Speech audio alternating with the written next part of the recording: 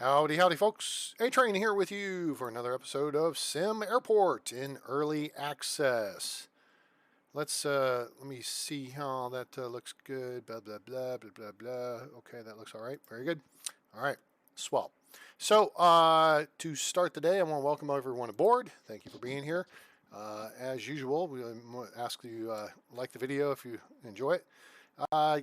Share with your friends, let them know about the channel, and let them know about SimAirport, now available on Steam. And follow us at A_train_games on Twitch. Join us on Discord. I know some of y'all signed up. Appreciate you being there. A-train space games, where you can go and you can view my full Steam library. It looks like this. And make requests or suggestions on future videos, future content you want to see on the channel. Because we're nice like that. Also, if you feel so obliged and have a couple coins sitting around, you're welcome to help donate and support the channel, because I get no money from YouTube, and I'm sure you guys have to put up with watching their stupid ads. So I don't know what they send you or show you, but maybe you don't have ads, so that would be great. But I certainly don't get anything out of it. But we do have hundreds and even probably 1,000+ hours of videos on our YouTube channel for you to enjoy, and I hope you will partake in that. You can support us at paypal.me/atraingames and on Patreon at A_train. So with that out of the way, let's kick over to our browser view here, which of course looks a little goofy at the moment. Now it looks even goofier. We're going to go over here to Steam, and I have searched SimAirport. That's right here, SimAirport. Couple things. First off, I uploaded my first scenario to the workshop yesterday. You can find that by clicking on the workshop tab and scrolling down. And if you go to scenarios, you'll find it under there, or you'll find it under most recent.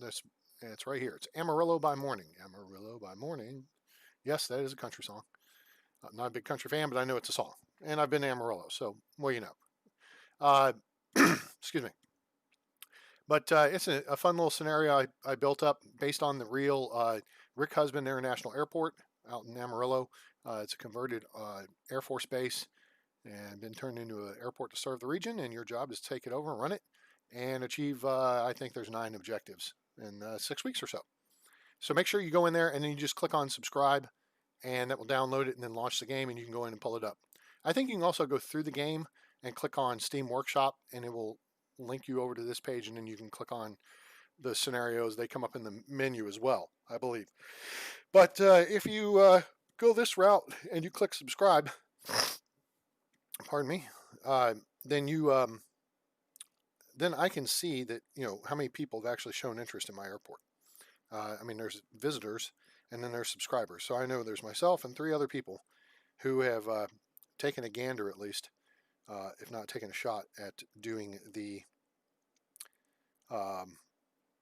scenario.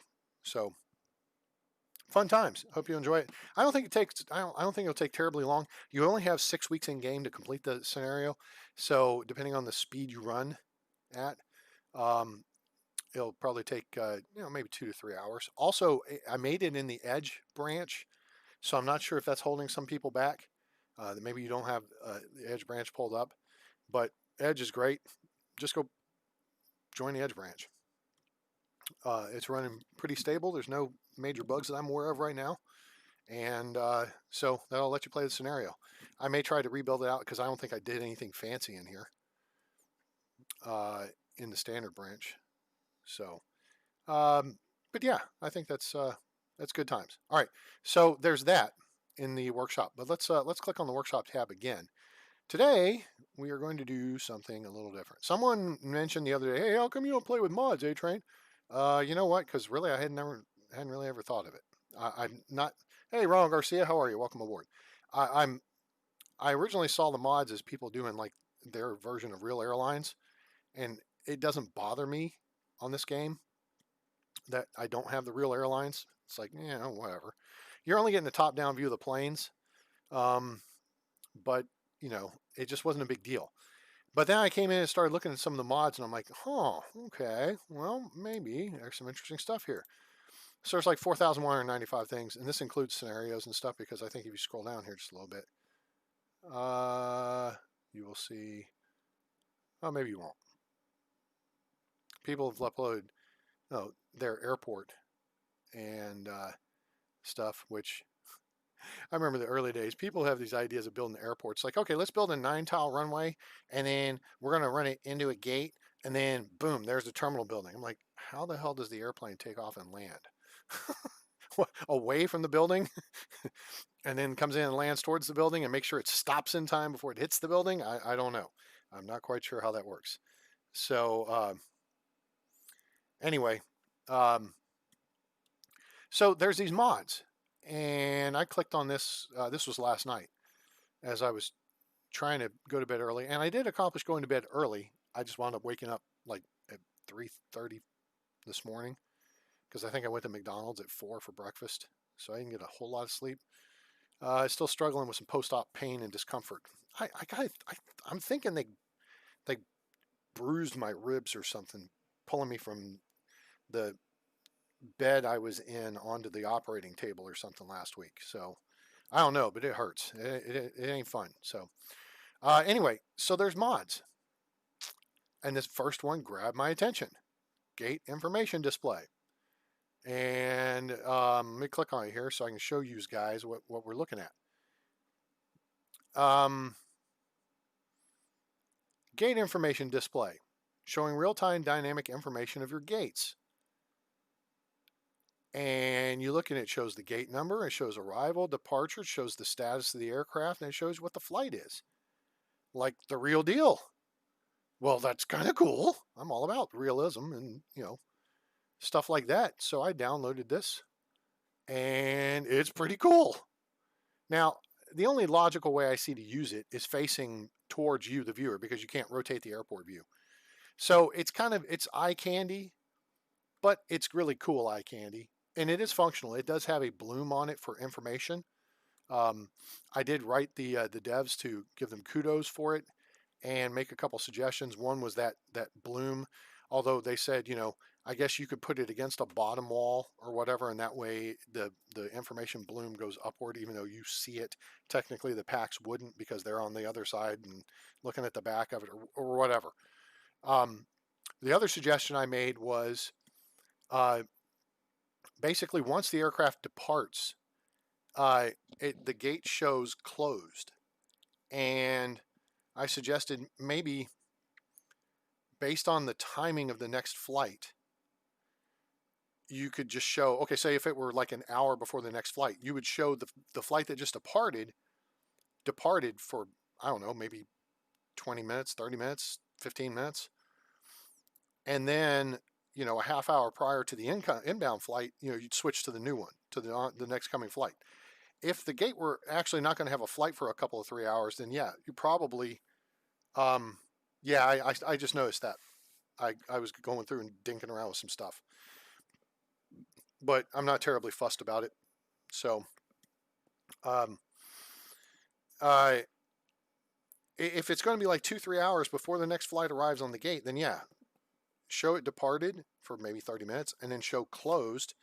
And then 30 minutes prior to the arrival of the next flight, maybe you put it up on the board, or maybe an hour prior, whatever time parameter you want to use or they want to use. I think is better than showing it closed when there's a flight coming in behind it and it doesn't do anything really until the aircraft touches down or something. There's a trigger mechanism. It's tied into the game mechanic, and it's a really cool system. I just tried to, come up with a couple of creative suggestions to say, hey, maybe it could be a little bit better if you did this, and it would be a little more realistic. So very cool. Gate information display. Let's see. And then there's this, and this guy I think works QCS 2017. I think works with Mod Air. I think they've worked together on some things. Mod Air's got a bunch of stuff here. They do object packs for your gates and terminal stuff, which this is kind of cool. It's KLM. And I guess there's stuff for, I don't know if it's like floor tiles you lay down or something. Maybe we'll play around with that for a minute, even though we don't have the airlines. And then they have like specific ticket machines and other whiz-bang stuff, signs on the wall. I may be downloading the real airlines just to download this stuff because this is really kind of cool. And I think spruce up the terminal. Oh, one more thing about the gate information display. So there's the big sign, and then there's the little sign. And this little sign goes on the wall behind the gate, or behind your gate agent desks. Whereas this is kind of a big deal and takes up the space of, like, one of the big flight information boards, so you could see it. But even this one, the small one, you can read. You zoom in far enough and you can read, the gate, and then the arrival, departure, and the status of the airline and the flight. So it's really super cool effort, and kudos to QCS 2017 for their efforts there. So Mod Air does a whole bunch of cool stuff here. Let's look at Parking Lot Systems V4. Apparently they've worked on this a time or 5. I think. Here we go. So I was thinking about this yesterday too. It's just interesting they haven't done like parking lot with like handicap spots or something like that. And this guy's gone in and done with textures and different spots and everything. And that's pretty cool. That'd dress up the parking lot. So that might be a mod worth looking at.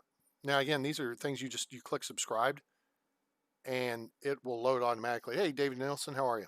They'll load when you load the game.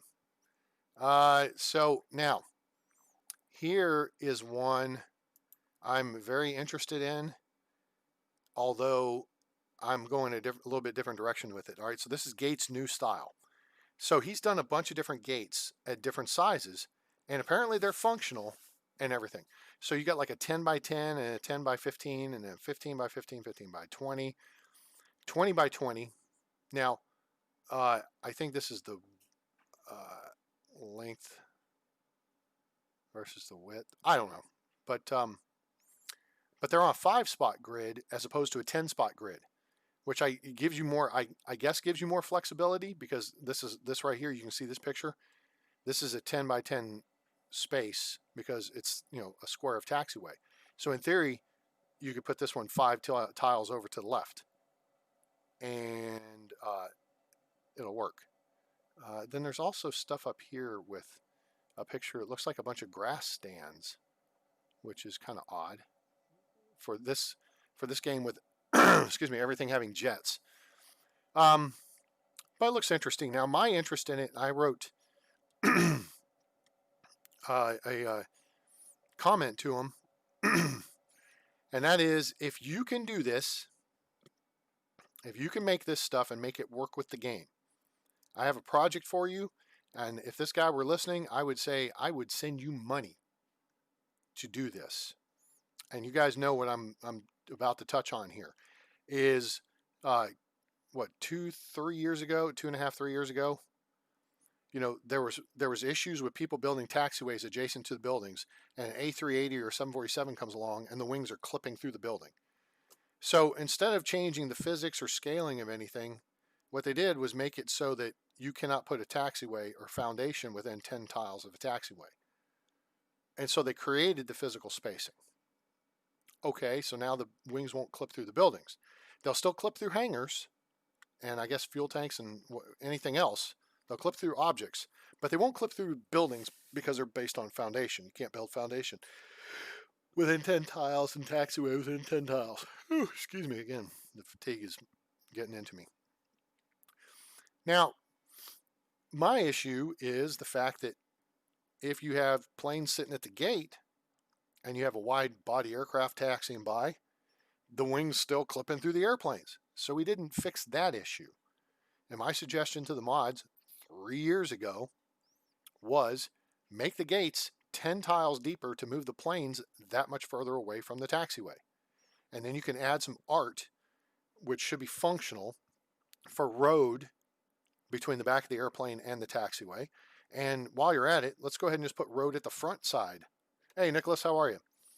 At the front side of the gate as well. So that would make it kind of like Air Force CEO, where the vehicles you can drive by and then the jetway actually goes over top of the vehicle or road and then goes out to the airplane.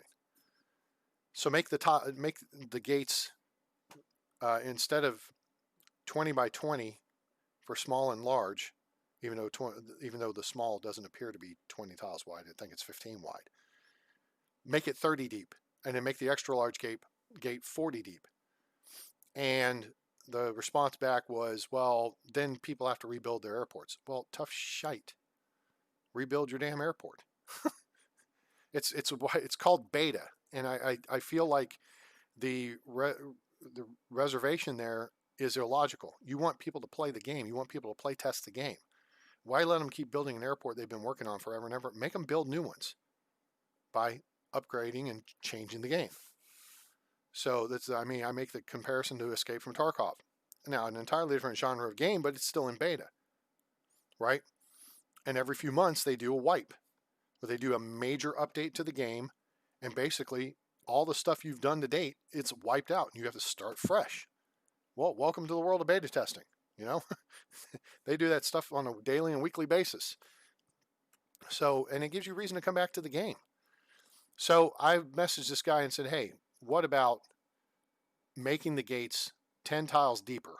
If you can make them smaller, you can make them bigger. So let's see you make them bigger and move the planes further away from the taxiway, and then I will be sold. And it kind of sucks to me that people who aren't getting paid to do this, although if you send them a tip or something, I guess they can get paid, are having to do things I feel like the developers should do. Because again, you came up with a solution for wings clipping through buildings by simply making a rule that you can't build buildings within 10 tiles of the taxiway. How much more difficult is it to change the artwork on a gate to make it 10 tiles deeper and make the airplane pull up that much further so the planes driving by don't clip through the tails of the planes parked? Apparently someone can do it, because this guy's figured out how to change the size of gates and what have you. So that's all cool and neat in a neat and cool sort of way. All right. So that's kind of cool, although I haven't downloaded that yet. Now we got a bunch more of these things. Here's Infoboards, which I think shows your legit flight stats. There's Y-shaped baggage hubs. There's small baggage hubs. There's big baggage hubs. These rope barriers. Now this I'm kind of curious. I'm not sure if this is artwork. Now that I look at it, I kind of see what it is. It is artwork. I don't know if it acts like a wall. How does this work? I mean, to me, it'd be great if you could get the queue lines and change the colors of the stuff. So you have something matching your airline colors or whatever. That would be kind of cool. So this looks interesting, and we may play around with it. I don't know if the people interact with it. Something. Let's grab this one. It's Mod Air. I kind of feel like I can trust this guy because he's done a lot of stuff. So I don't want to download just every frickin' mod out there. Is this a new update? No, it's not a new update. I'm looking at the SimAirport Workshop on Steam and just going through some of the mods, because we've kind of worked our airport out. So what we're going to do is we're going to download a few mods and we're going to take them in and apply them in our airport. So kind of see what that's like. So here's an American Object Pack. Here's Air Canada. Here's Air Frog. Here's somebody's airport. Again, I'm going to be nice and not make fun of it, because I prefer to do realism. If you prefer to do fantasy or have no clue about aviation and how it works, then that's fine. Couple planners with I kind of like these. Those are nice, and it's just a ploppable. We'll subscribe to that. I'll buy that for $1. Token vending, I'm not sure what that is. Table tennis games, I don't want to do the games. That's kind of weird. Airport stats. Was ist los? Let's see here. Airport stats. Into analytics. Mod exposes some of the data that helps your airport run. To run, open a recent save, go to menu options, mod settings, find the airport stats mod, turn it on. Launch a web browser. Holy crap. All right, that ties, wow. That ties into frickin' your web browser and stuff. That's kind of interesting. I'm not going to do it, but that's information overload. Cool. Okay. Some meeting chairs. Let's start moving along through this. Outdoor flooring. You can put it out for packs and put it under gates. That's fascinating.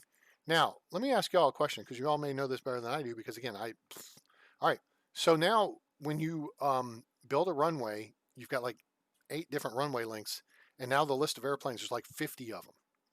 Is that based on mods? Because you're not going to see those like an A321 in the game. That's if you download one of the mods for the A321. Is that how that works? I don't understand, but I'm asking. Let me see here. Metal detector small without. There's colorful doors. There's new body scanners. Lounge drinking buffet. Arcade tables. Metal detectors. Yeah, this actually. Oh, this could actually be a good thing. It's only 1 tile wide. Oh, it's only 1 tile wide. Wow. Check that out. I'm going to subscribe to that one because I appreciate the fact that they made it so it's not necessarily a wide body deal because that changes everything for security. Without the expansion pack or mods, the expansion, you mean the DLC expansion pack? That, I mean, it's got, I looked at that, but I'm going to have to revisit it because I didn't see a whole lot that impressed me. It's like, oh, look, you can put new statues in your airport. Woohoo, I'm paying, they need more cash. Oh, look, here's Amarillo by Morning. I wonder who made that. Oh, that would be me. Excuse me. Hangar Middle. What is Hangar Middle? This is a hangar for up to 20 vehicles. That's pretty slick. And it looks like the medium hangar. I don't know if that's... Yeah, you don't need so many hangars anymore. It's got a lot of subscribers too. This is something else I look for. If there's a lot of subscribers, then it must be pretty good.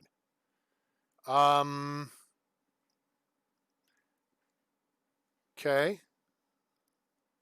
I feel like I want to pull this one, but I've got something better.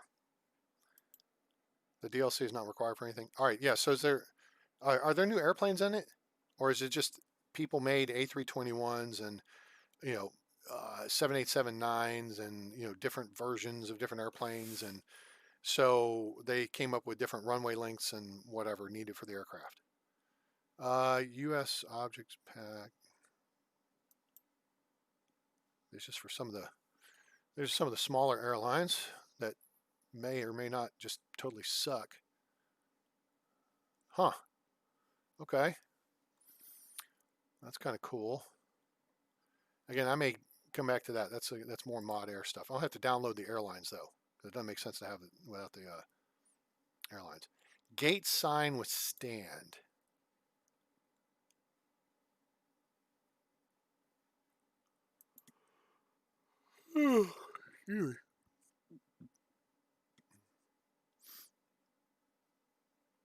Okay, I'm not sure what I'm looking at here. We're looking at this. We're looking at this. I don't know. It's kind of weird. When I was young, I thought that there was a wizard that would sprinkle magic dust over planes to make them fly. Well, there kind of is. It's called low pressure. God sprinkles low pressure over top of the wing and it makes it fly. Rope barriers. Okay, that's cute. I don't want to get too insane here. There's some good stuff. There's something coming up here in a minute that I just went ape poop over. Big planters. Okay, floor pack speed. That's interesting. Greensboro, North Carolina Airport. United Hub. All right, let's look at this. I may make a couple of hopefully constructive comments here. A United Hub. Okay, Well, they try to be creative with the curves, you know, and it's something that's just not rectangles and squares. I can appreciate that, certainly. Lots of taxiway. Of course, on the air side, it gets a little goofy, which sucks. But it's how you have to do it with a game that's based on 90 degrees. 3 parallel runways. They're a little close together for my liking. Well, they're 30 tiles apart, but still. I would just have two parallels, personally. I mean, you have room for 3 parallels, but you could take out one of this double taxiway here, scoot this runway over 10 tiles.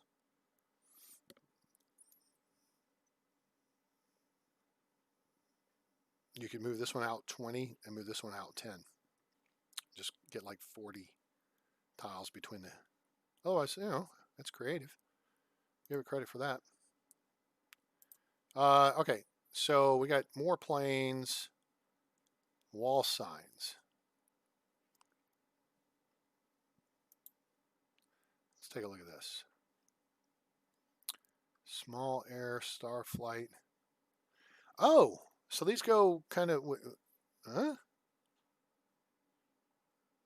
Lexicon.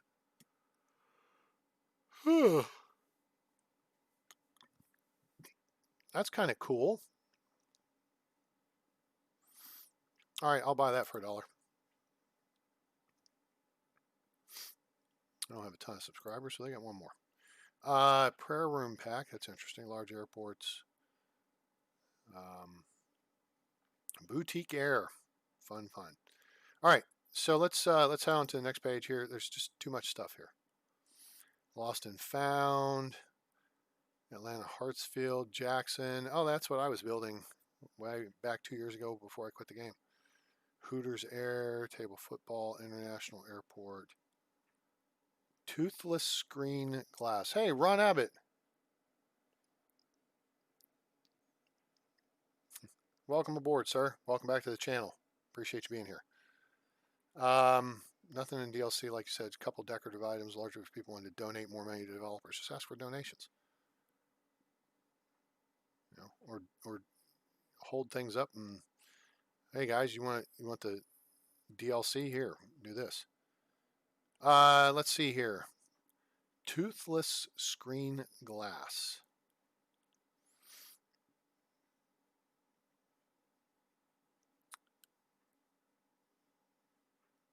Used How to Train Your Dragon. So, I don't quite understand that. I guess maybe you can put your own art on it or something. Okay, whatever. Arcadeable poker. X-ray baggage hub. Oh, that's very airport CEO of them. Parking spots, edge only.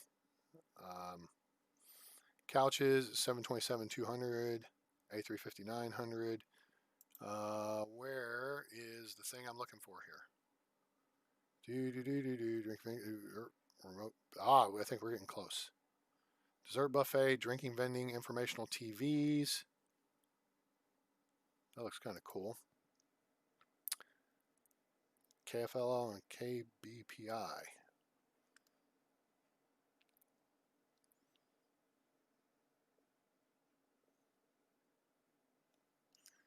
Let's see here.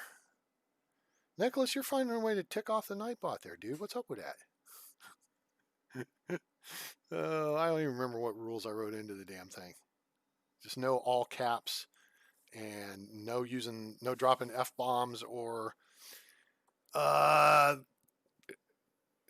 don't know, the C word for women's genitalia. I don't know. I had to come up with some rules to put in there and keep you guys in line. So Nicholas has run afoul of the Nightbot twice in 2 days. That's pretty impressive. He's around 100%. So this is informational TVs and looks like it's just a ploppable. 1x2 as made 1x1.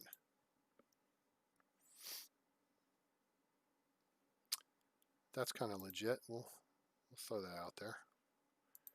Okay, mod remote bus pickup.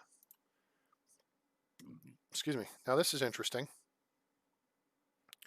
Instead of it pulling in, you know, parallel to the road, it pulls in at an angle and then loads.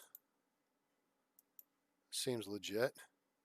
Takes up the same amount of space, although the artwork beneath it's a little cooler. And it looks like there's only one door in and out. Interesting, but not quite. More buses, materials, auto buy, national sign mods, All Nippon Airways, Star Wars. Oh, we were talking about that yesterday. Sandbox all researched. No, you don't need to be special. Everybody's special in their own special way. I'm special operations. So now here's all the cool airplanes. A321neo, Pratt & Whitney engines. I mean, all the way to... This guy must be a frickin' airplane designing guru or something. Now here's the CFM with the GE engines. 757, 757 200s. I mean, that's cool. How come the guys writing the game can't do this stuff?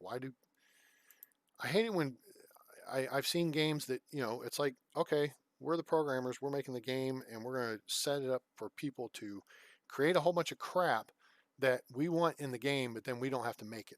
Kerbal Space Program.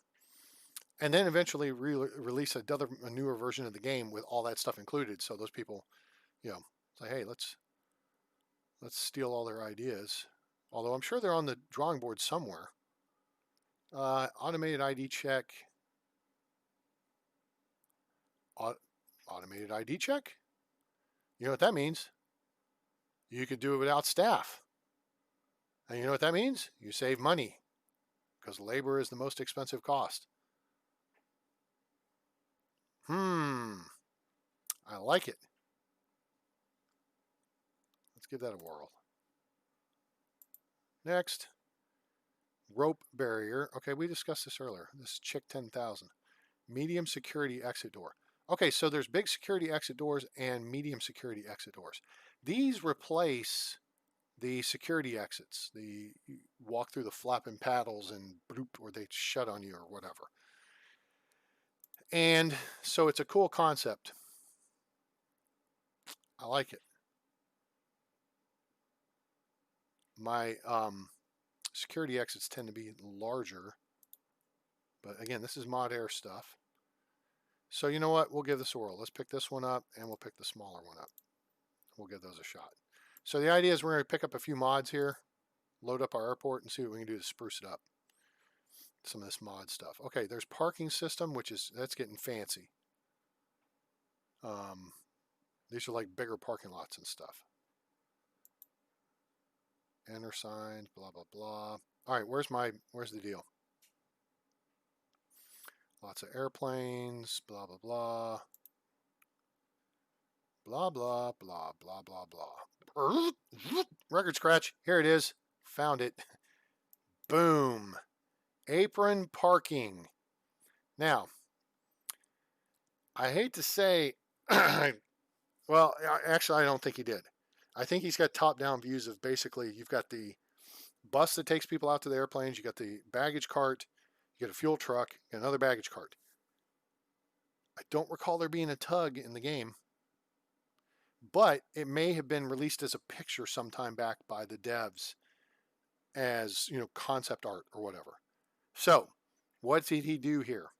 He took the art and put it on so he created a piece of artwork effectively. And this acts like a vehicle hanger. So your vehicles will pull in and out of this, but when it's just sitting there, it doesn't look like a hanger. So it's kind of what I've been asking for, because these vehicles don't tend to park in hangars. They tend to just sit outside at the gate. Okay.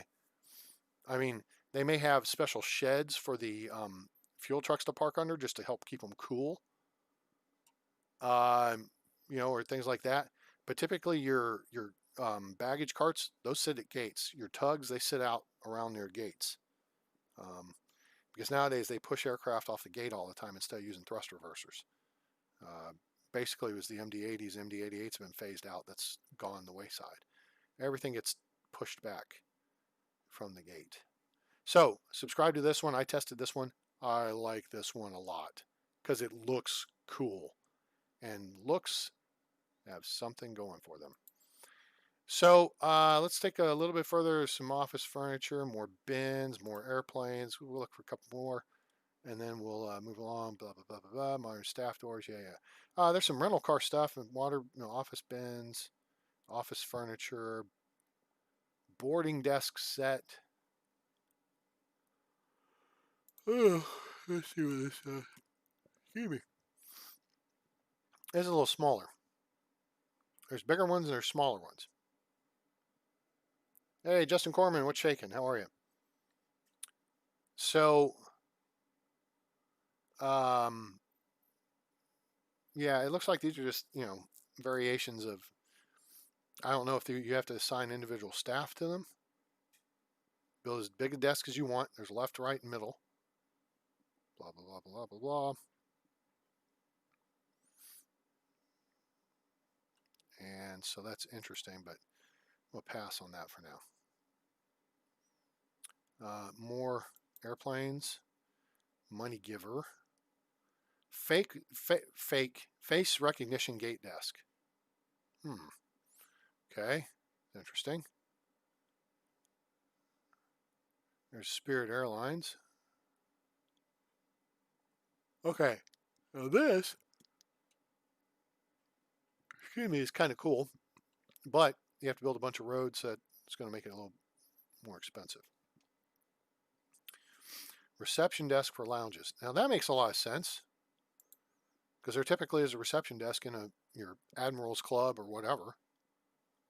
Of course, if you have to staff it, then that means you have to, it's going to cost you money. And it looks like he's got some little odds and ends that he's made here too, like a little, drink buffet, and then there's the dryer that's done, and a little snacky snack and all that stuff. So that's kind of cool. Vending machines, rental car things. This is kind of cool. Avis rental car desk. That's just gonna be for looks, not shacking, just raining. Yeah, I guess it was shaking out in California this morning. My friend Dawn out there, she was awoken a couple times. There's Coca-Cola vending machines. Okay, coffee vending machines for those of you from Japan. And Cutter Airways cheating pack. Okay. Floor pack by Mod Air, which gives you all kinds of funky new textured floorings and carpets and schmutz. I like the herringbone pattern stuff. That's kind of cool. That's kind of cool too. Wonder how this would look in large swaths. Well, let's find out. Plop. Oh boy. You too can be a total nerd and bring Star Trek ships into your airport.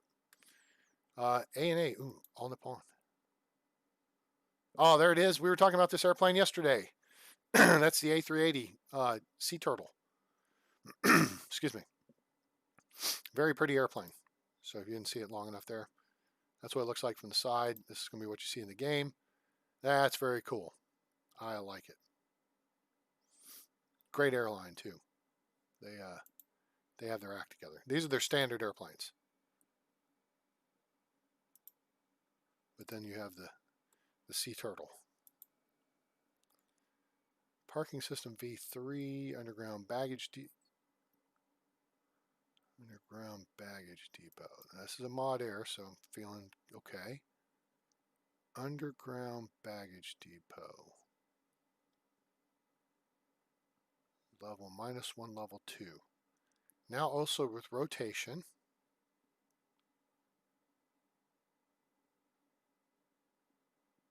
Okay, I don't know when the date of this is. Left is consumer, right is producer. Around the same like in game with a script. Oh, okay, so it handles. All right, so the point is, this actually is kind of getting legit. So what he's done is something I've advocated for some time, and that is your baggage stuff usually comes from underneath, effectively underground, but it's ground level, ramp level. And I guess you drive underground. You have your vehicles drive underground. A little road system runs around it, and they can pick up and drop off bags here. That's pretty legit. We might give that a whirl. Boarding desk, small. Okay, that looks like the regular boarding desk. And it is, but it's 1 by 1. And you can assign it to queues. Okay, we'll take that. Ticket kiosk with baggage. Now that's interesting because then you can go up. Again, you don't have to have staff.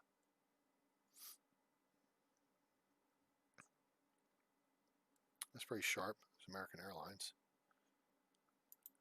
Let's look at that. It's got 4-star rating.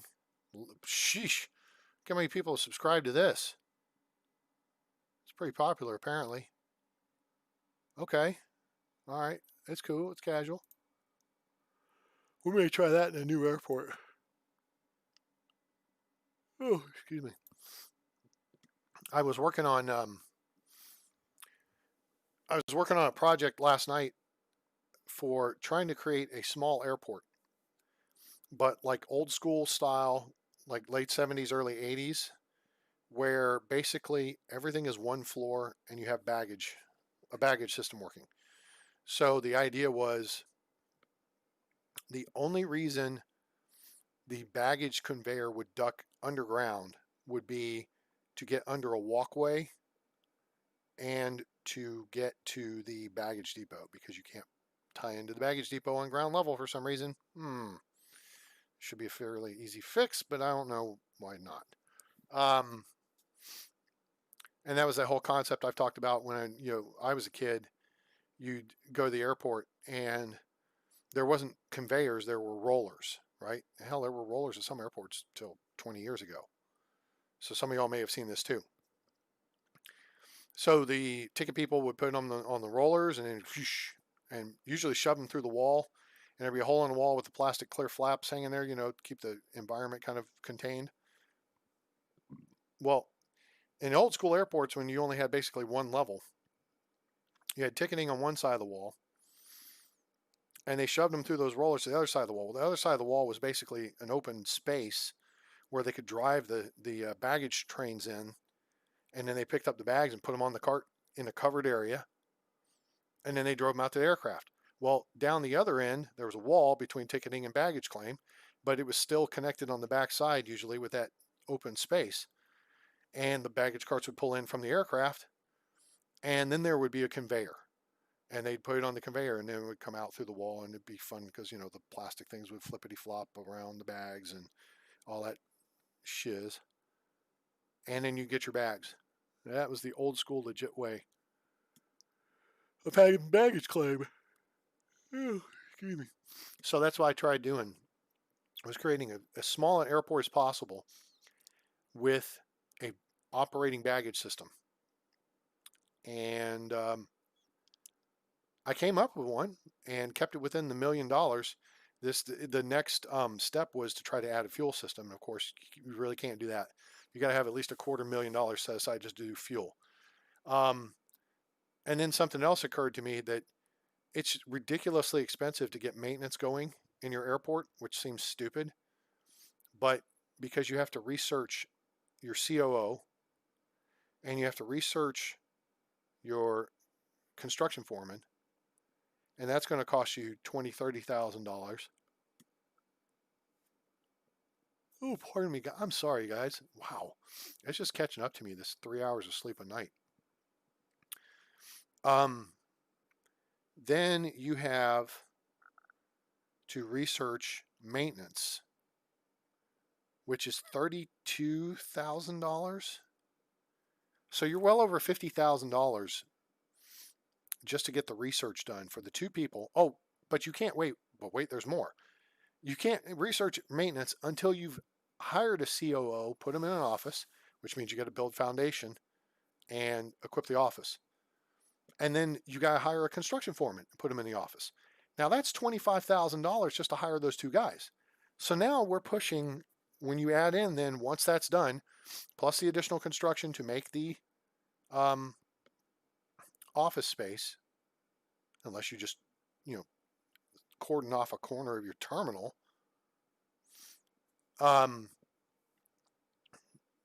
you've spent effectively $100,000, if not more, to research maintenance, and then you got to build a maintenance room, which has got to be big, so you can put one little toolbox in it, and that's a little bit ridiculous to me.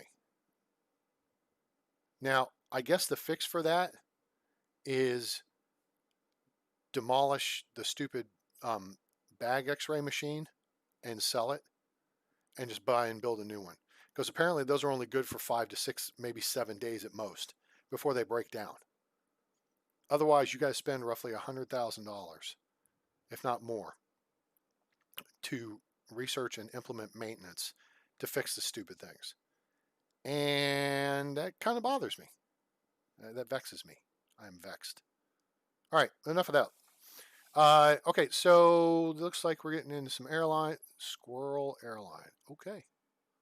Realistic Air France, new livery, however you say it. Ah, Red Nose, Norwegian Air. That's cool. Wait a minute. Hold on. Somebody did London Gatwick, which I'm totally unfamiliar with the airport. Let's see what they did here. What did you do here? Gatwick only has 2 runways. Oh, they did the runways accurately. They have a long runway, and then they have a short runway, which is primarily used as a taxiway. And so I'm sure they had to build a second taxiway and then a parallel taxiway because game mechanics. That's big. That's a big airport. You got these freaking deep piers, though, with just one way in, one way out. But it's not bad. You know, I'll give them credit on that. It's not bad. All right, one more page here, then we're going to get into the game and test some of these out. One more page. There we go. Southwest Airlines. Yeah. This guy's got the newer livery and the older livery. I like it. Heart One Desert Gold and Canyon Blue liveries. Oh, look. Oh, he's got so it's got all 3 liveries. Of course, this kind of looks like this after several years. Oh, no, actually, the tail's different because this has the red and the orange. This has the yellow and the blue. This is the newest. So that's very cool.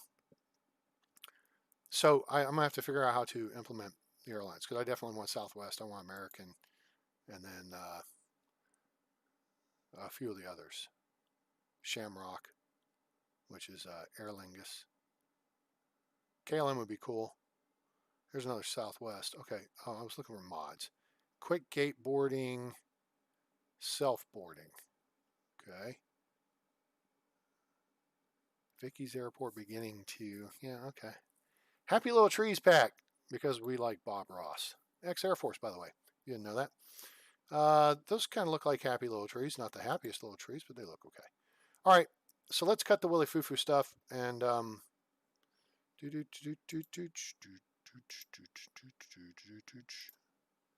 we'll launch into the game here and see what some of these are all about.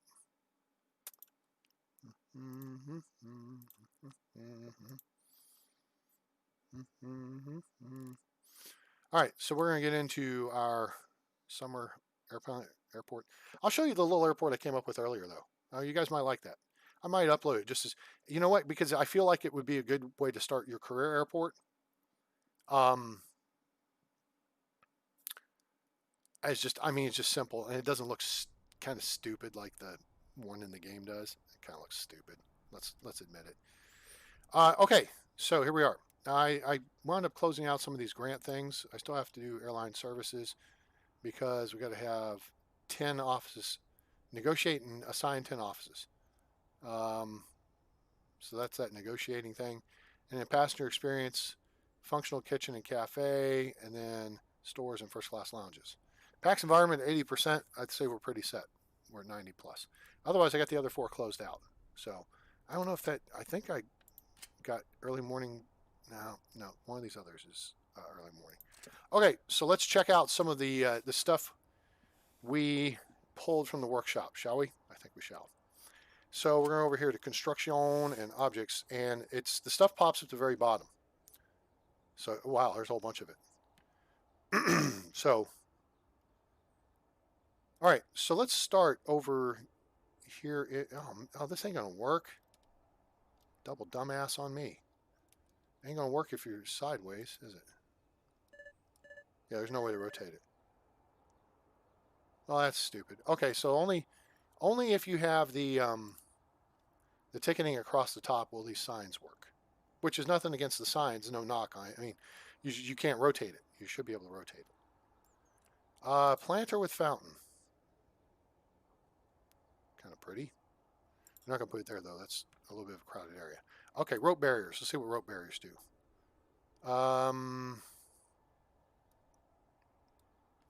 Red, blue, green, yellow. Okay, that's neat. Where would we put these? I feel like, So it's a 1x1 tile thing, and that's our open tile. So that's not going to work right there. Ah, you know what? It'll work right here, though. All right, that's the tile up against. So maybe if we put them here. Oh, it kind of swings around direct, so it pivots on that one leg. Okay, that makes sense, because then you can actually tie it all together.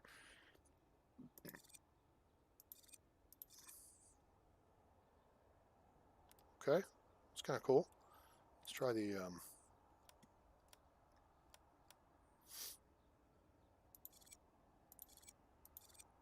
So now there's still a tile there for people to walk through. And, okay, cool. That's kind of spiffy. Something colorful to, add a splash of color into the airport. Oh, speaking of splash of color to the airport. Let's take a look at that real quick. Holy shnikey, look at all these. I like this. Floor 79. We're going to give this a shot. The question is where? And I think here is going to be the answer to the question. Can you rotate it? I can't see it.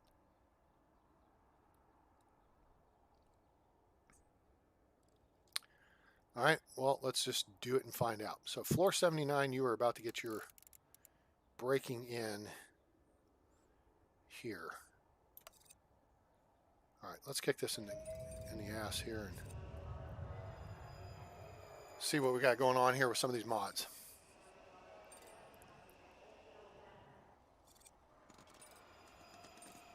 Oh, look at that. Oh, that's nice. I like herringbone. Herringbone is very nice.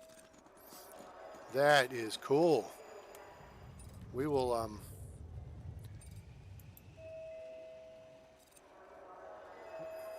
let's see here. Let's change the restroom flooring over here. We'll see how this looks. We'll turn zones off and get our worker types in here. Get our worker types in here, I say. Holy crap. We are getting a backlog of people. We doubled up the buses. No wonder this stinking truck is held up.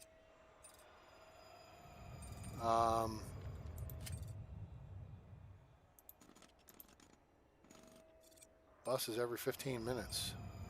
We doubled them up, so we're going to actually drop it down to 20 minutes. That'll help, I think. We may need to change some of the parking. See how we got parking? These cars are coming down here to dive into parking. We may have to move this back up here, which would allow us to add more parking underneath here.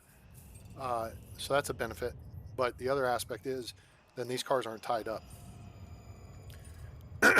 So, okay, flooring.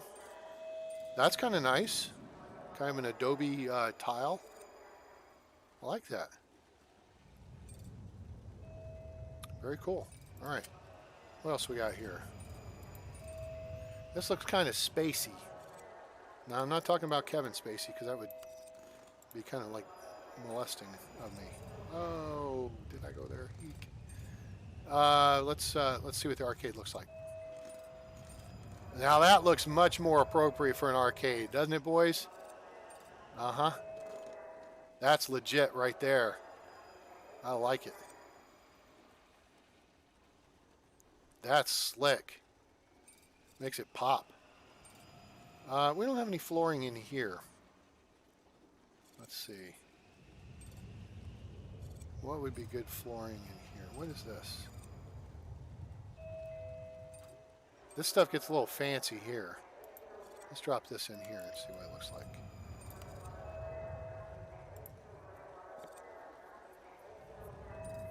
BB.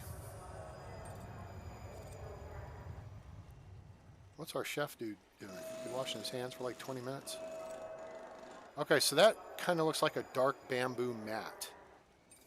Huh. Okay. Let's see what this is.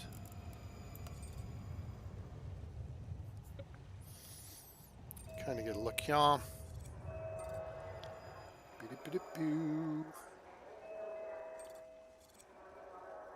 I'm, you know something, I gotta give credit for this. The flooring I put down in the arcade, that's cool as shit. The bathroom, the adobe tile, I don't know if I would necessarily use that for the bathroom. That's not bad at all. This herringbone, that's terrific. So we're going to switch the bathroom to this. Let's see if this is more. This looks more like a marble type flooring here. Here comes the crew, pit stop, and done. Okay, that's got a little more texture to it. It's a little busy for just marble. Maybe this is more like a old school marble tile. Let's check that, and then let's do this one over here.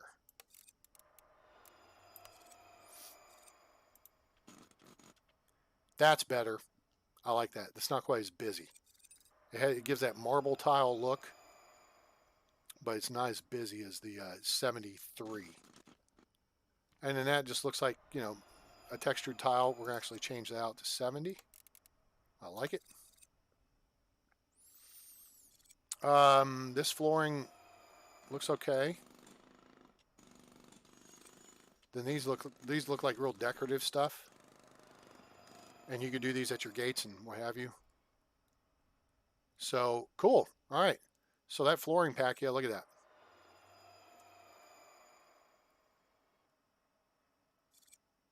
Oh, yeah, I like the herringbone. It's very nice. So cool. Those are all right. All right, so we looked at the flooring. So now, let's look at objects. Now, I guess, where's the SparkJet sign? We could put SparkJet up here. SparkJet. Because SparkJet is over here.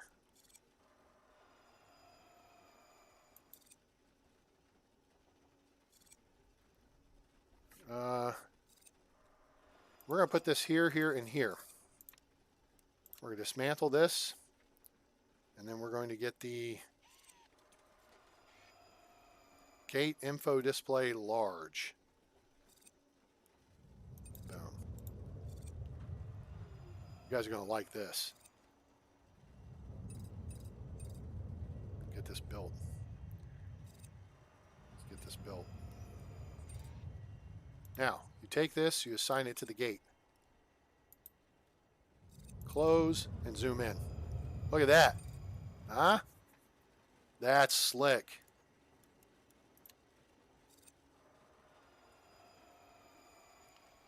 Last call.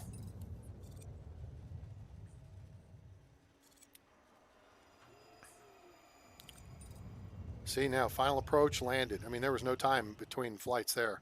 The half hour. It may have been late getting off the gate, so I may have a tie-up somewhere. Oh, security looks like it's getting a little busy. Yeah, we're... Ooh, wait, 30 people missed a flight there. That's no good. 30? Wait, 7. It must have still been loading. So we're going to need to make some improvements. But, no, I want to play around with these mods. Okay, so this... So there's gate closed, final approach, landed. That's cool. All right. So now over here, oh, you missed your flight. Go away.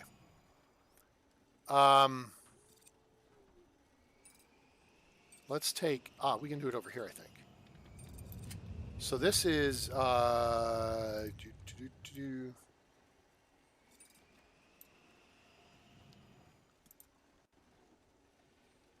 Blocked by a garbage bin. Okay, so you've got to have open space there, right? So we will dismantle the garbage bin.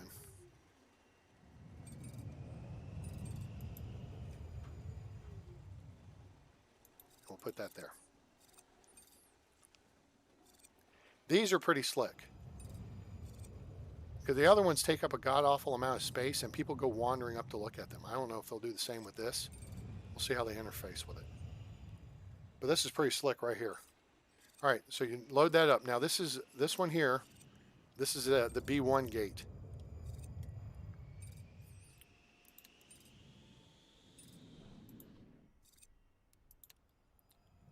Close. And then you can see here, no flight, gate closed. No flight. There's a flight on the gate. Oh, it's gone now. Okay, so here we go.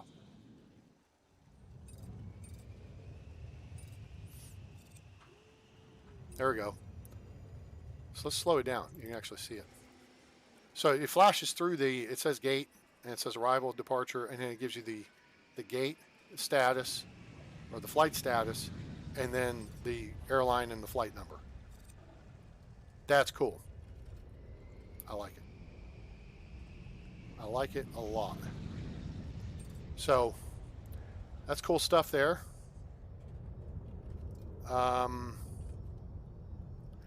Information TVs.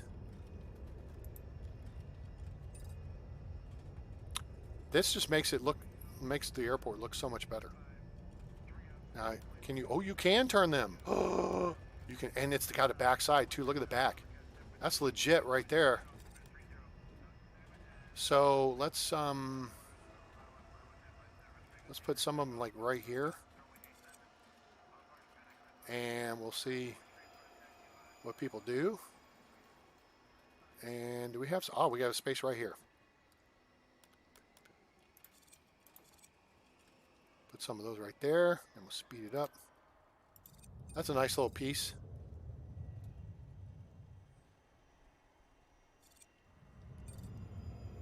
Yeah, we're getting some traffic backlogs here that we're gonna have to deal with.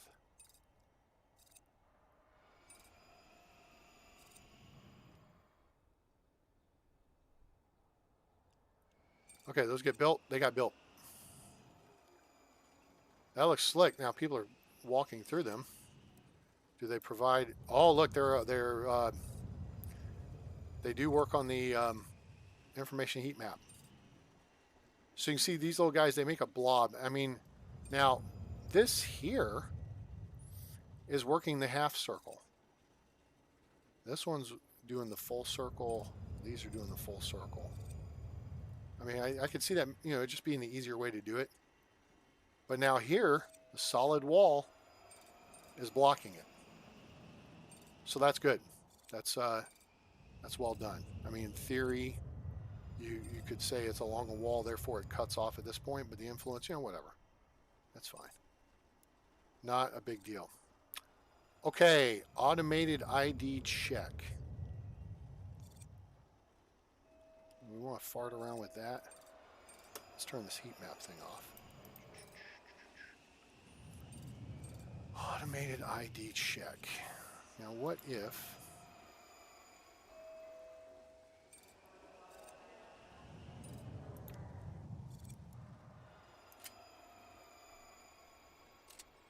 Take that out.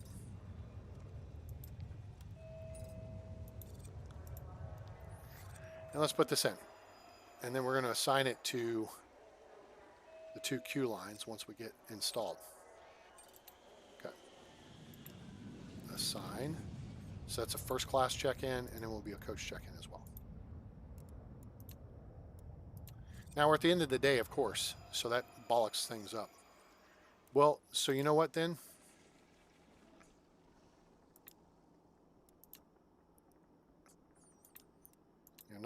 It's not like I'm worried about this airport going to hell on us. I got freaking $4.5 million. Okay, so here's what we're going to do. We're going to take these folks out, send them home. 1, 2, 3, 4. Okay, now we're going to replace them with automation because technology, bitches. Just saying. That's what you get for being in a union. Put that one there, put that one there, put that one there. I can pay one guy to maintain these machines and have 4 people to not have to worry about paying. So really, for the price I'm paying, I'm getting, all right, so let's see, we're gonna do first class. Oh wait, we gotta assign it to bag scanners too. Oops. Okay, so this guy. Okay, so this works just like the ID desk from a technical standpoint.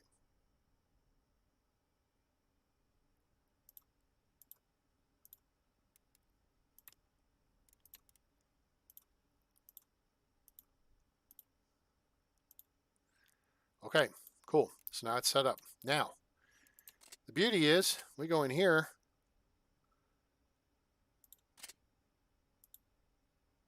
go into security.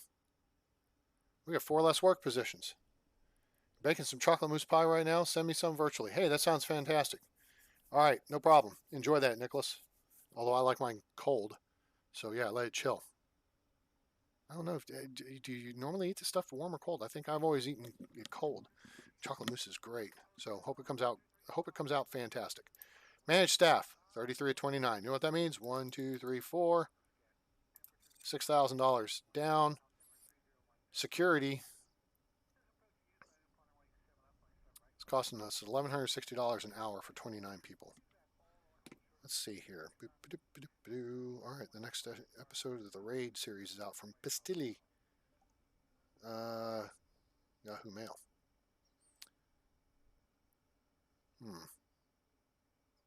That's not what I wanted, though. I wanted this. Calculator. Okay, so 1160 divided by 29 equals 40 an hour. So $40 an hour for security people. And we have them on site 21 hours a day. So times 21. Now, not all of them, but if anyone's there all day, which these people here at the bottom, where all the ones are you're seeing in the screen right now, they work from early days all the way through late evening. So they're in at 3 a.m. and they leave at midnight, effectively. That's $840 a day per person times 4. $3,360 a day. Is that right? Did I PEMDAS that right? 1160. Oh, never mind. We know they're $40 an hour. 40 times 21. Each one is $840 a day times 4. Yeah, so we may have just saved ourselves $3,360 a day. A day. When you're working on tight budgets and not getting your ops bonuses, that's a chunk of change you can use. So that might be a mod worth considering there, boys. All right, so security. Boom. Energize. Everybody's going home for the night.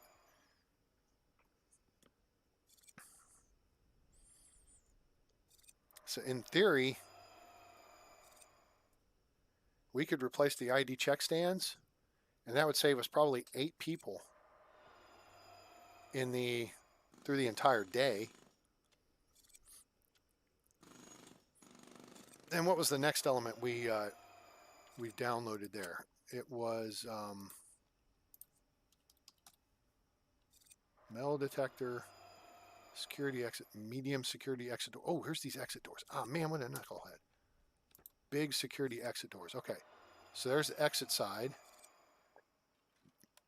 Yeah, you really can't tell there. So it's really only effective if it's facing up or facing down.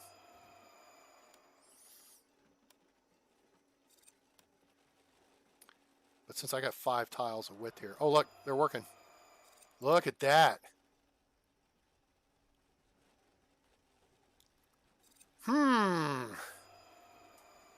I like it. I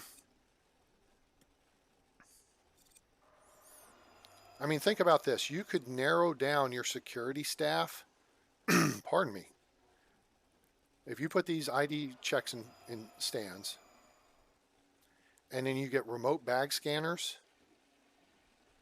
and then if you don't need someone at the metal detector, I mean, you might have one person at each station, plus one person watching bags from like 5 gates. So let's say you had 5 gates, or 5 check stands. You had remote bag scanners tied into a desk right here in this room. And there's one security dude watching that desk. Right? So instead of having 15 people, one for the ID check, one for the bag scanner, one for the metal detector, you eliminate 5 with the ID stands. You eliminate 4 with the bag scanners going to remote, and one person on the desk watching 5 of them. And then maybe, so you might drop your staff from 15 to 6. Did I download the small metal detector? I don't know I don't think I did. I'm not looking at objects.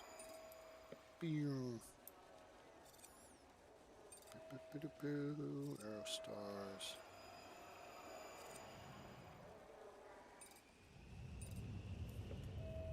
Rope barrier. I downloaded the small boarding desk, but not...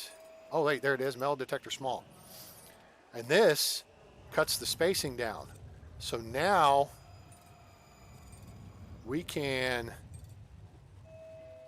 instead of taking 2 tiles for metal detectors, we take up 1, which means we can double our capacity through here, I think. Wait, you cut the space. Well, you'd increase it by 33%. Because you're eliminating, it's 3 tiles deep. You eliminate one of those, you free it up by 33%, if my math is right. So in the space of 4. So in the space of 4 detectors, let's just do this. So here's 4 detectors, right? Here, this space right here, okay? So currently it takes 3 tiles for the bag scanner and 2 tiles for the metal detector. 3, 2, 3, 2, 3, 2, right? So there you have just taken that much space for 4 scanning stations, right? And that is 12 tiles. With this new system, apparently, you knock that off. Let's just frickin' redo it. So you have bag scanner, 1 tile metal detector. Bag scanner, metal detector. Bag scanner, metal detector. Now you're replacing at a 3-to-2 rate. So you're getting 3 scanner sets in the space of 2.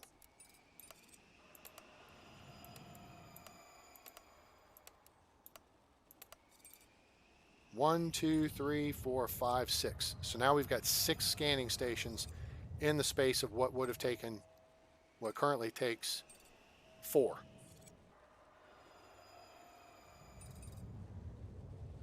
That's pretty good.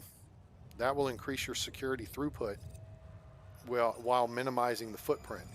You're not going to have, I mean, you're not going to necessarily have more space, you know, because I have like all these stinking queue lines and stuff, right? But it will allow you to maximize efficiency in the space. Because, I mean, it should take up some space. You got to have a baggage scanner. You got to have a metal detector. The only thing is the automated bag scanner or remote bag scanner is much longer. So it takes up length, which kind of sucks.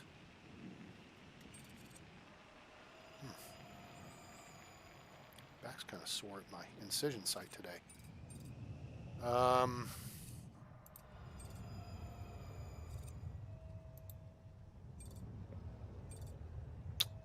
I'm sold on part of this. I mean, I'm sold on these upgrades. That's great. And you know, and here's something I would suggest. if you want to play it kind of realistic, you could include one of the current ones that takes up 2 tiles and say that's for somebody. Well, I guess they don't push them through though, do they? Someone in a wheelchair. I don't guess they push them through though. They go around metal detectors. So technically you wouldn't have to. But that's not bad. I like it. All right, what else? Oh yeah, let's look at this fun little. So we did information TVs, we've done signs. We haven't been doing planters. That's not really high. Oh, here we can do planters right here.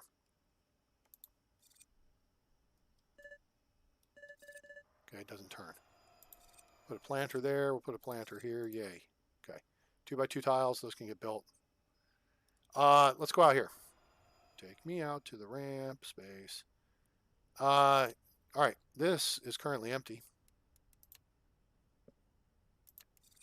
We're going to dismantle it.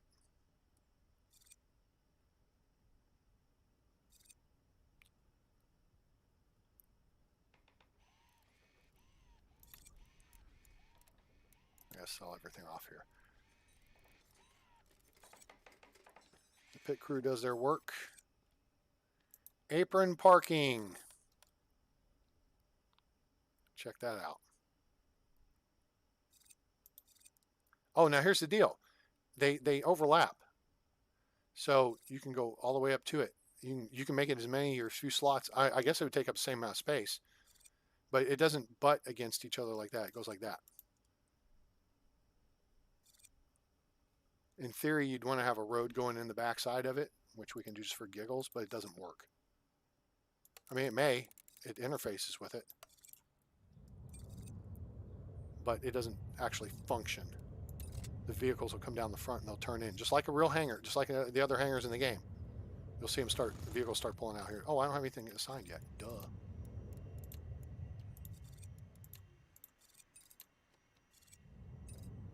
There they go.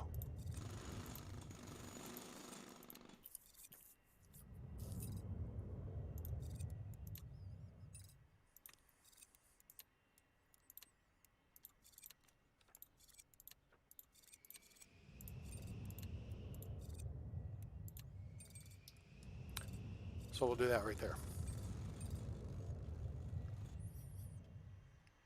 And you'll see the vehicles will pop out.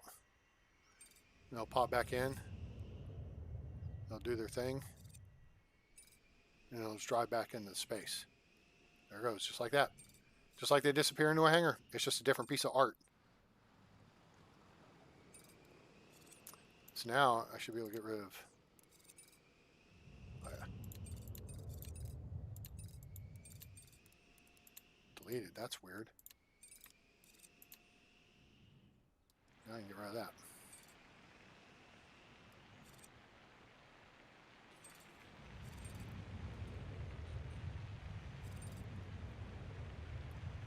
So now we won't have any wing clippage there.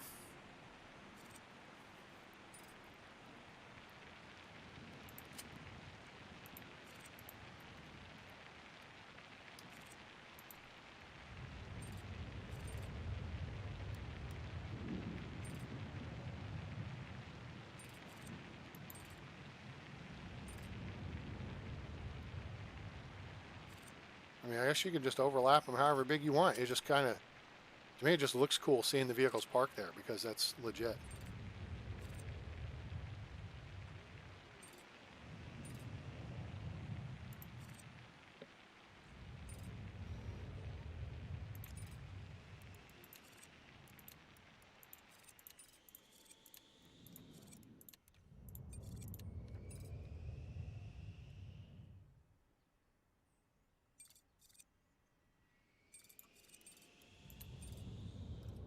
So that's spiffy.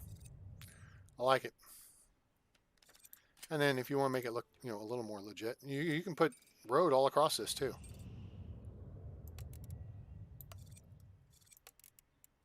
Boom.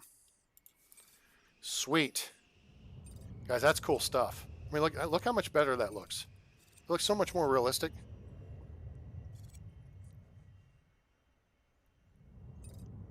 I like it.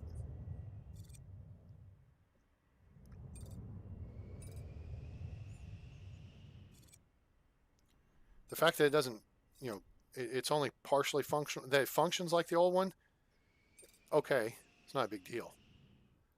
But the fact that it looks cool, it looks realistic, excuse me, that's cool. I like it. Now, the other aspect of what we downloaded, the only thing we haven't messed with is the underground, I think, Hoopajoop.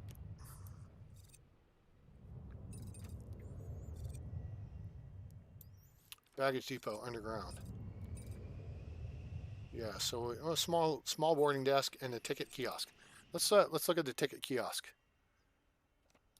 Probably not gonna. I'm not sure where.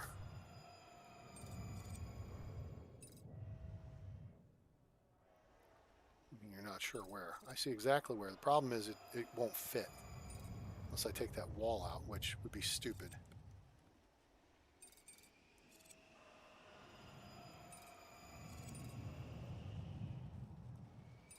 Have to do some changing up here a little bit of stuffs.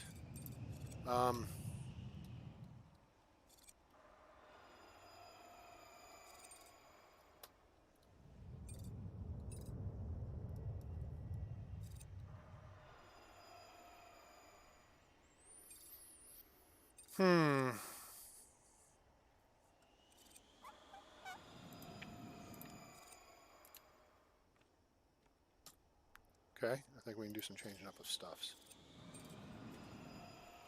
Okay, now here's the only thing. The flooring got in there now, it moves stuff down.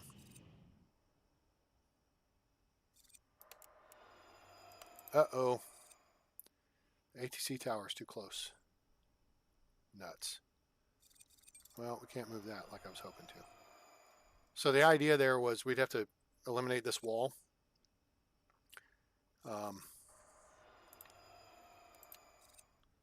Here, guys. Dismantle the ATC tower. I need to move it. Hurry up.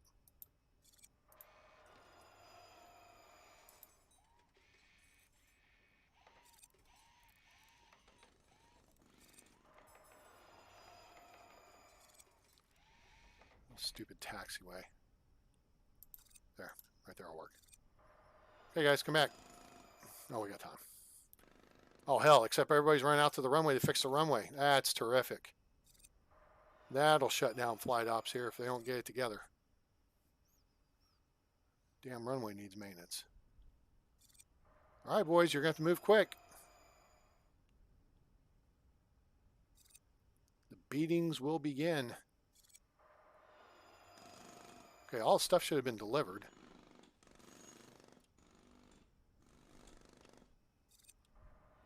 What the hell are y'all doing? Let's go. We got flights coming in. They're going to be here in an hour and a half. There we go.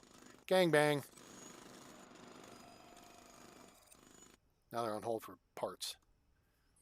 Come the parts. Continue. Come more parts. Continue. Okay. Everybody gets to keep their job. So now we go foundation.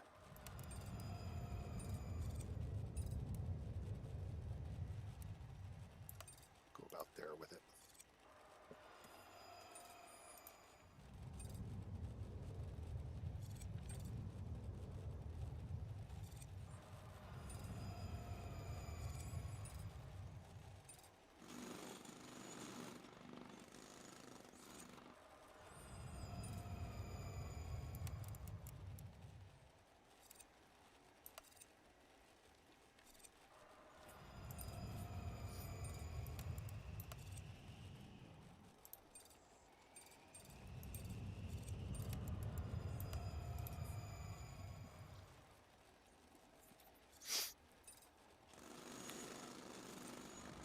CFO's not going to have her couch to take naps on.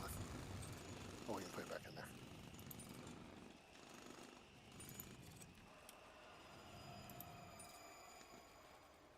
Okay, so we need this and this removed. I take this out of the way. Dismantle this. Drop downstairs, dismantle this. Stairway up.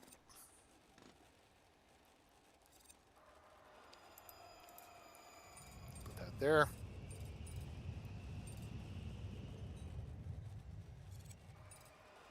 Okay, that fixes that. Let me look at some of this fancier. Oh, look at this. Let's look at this.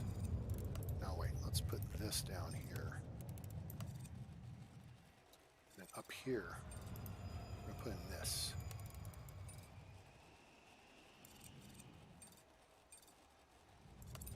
Well, first, we'll put wall space there. Wall space there. We will dismantle this wall here because we just created another office. And then this flooring. Let's check this out.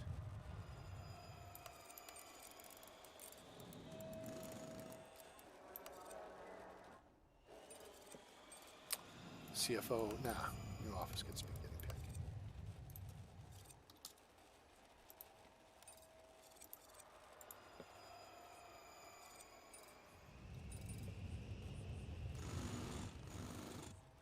Ooh, deep blue. Deep blue something. Almost a purple. Midnight blue. If it's deep blue something, it might be Breakfast at Tiffany's.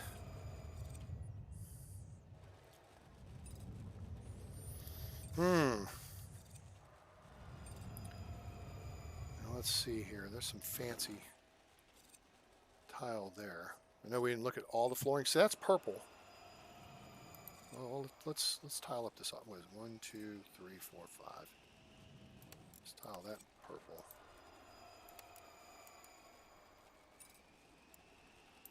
Tile that in red. Let's do that in the middle.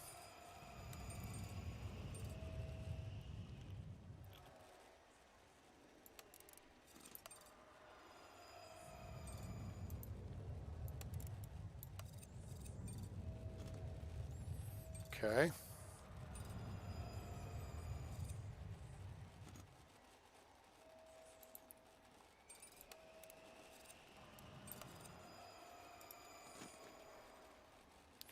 That's not a bad little tile. That's rather nice. Seems a little, I don't know if you'd say it's Art Deco-ish, but that's kind of cool, kind of purplish paisley, but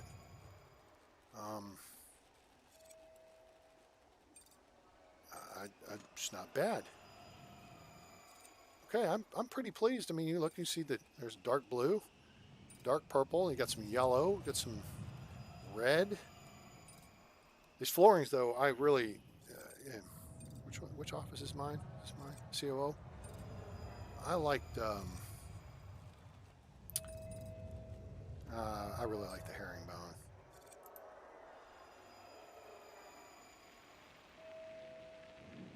Now it's facing this direction. I don't remember if I turned the previous version.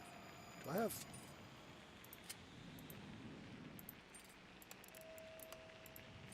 Planning stuff on here.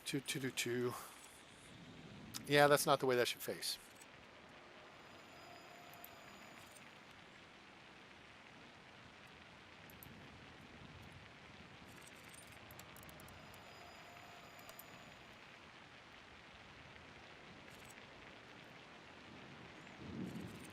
I guess I would have to change it. We're going to go with the dark blue. This guy he may want.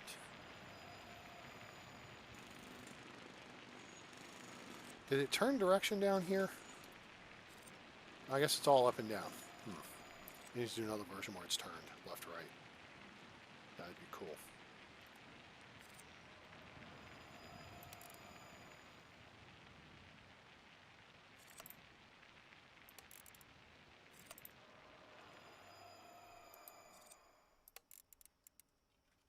The conference room would kind of look nice.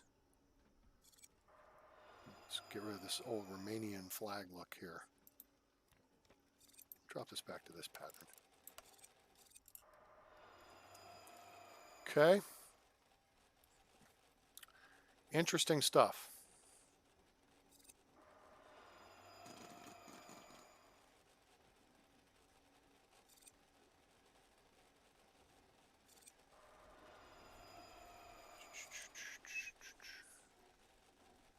Waiting for delivery still. Got it. Cool. All right. Fun with floors.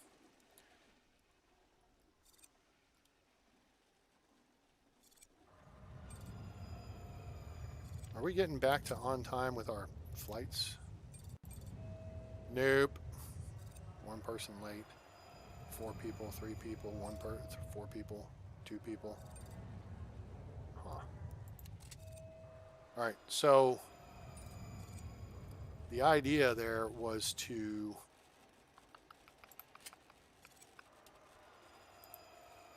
kick some foundation here.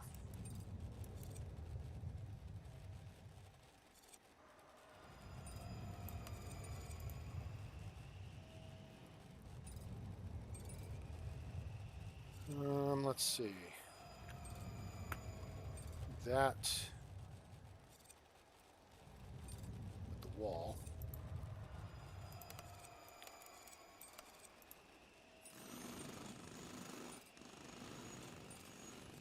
Okay, there, that's built. Now, if we dismantle this here, and this along here, we'll probably figure something out to dismantle there. Now, that said, what we want to do is we're going to dismantle some of these machines. The question is, where? Ah, that's where. We're going to put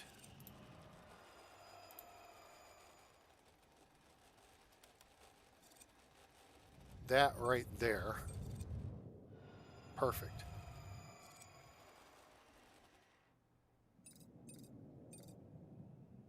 Oh yeah. Oh yeah, babe. That'll work. Put that right there.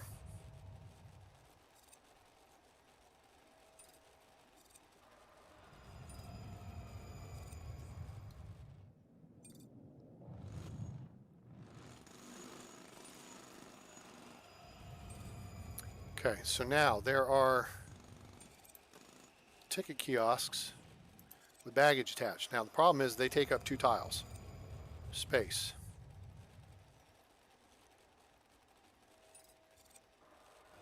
And we're going to put them out here. So 1, 2, 3, 4.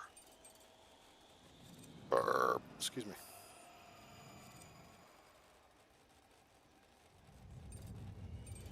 That wouldn't work. So we can move some of these over into the corner over there. Let's get through the busy part of the day here because a lot of people are using them. A lot of people use these out here too. But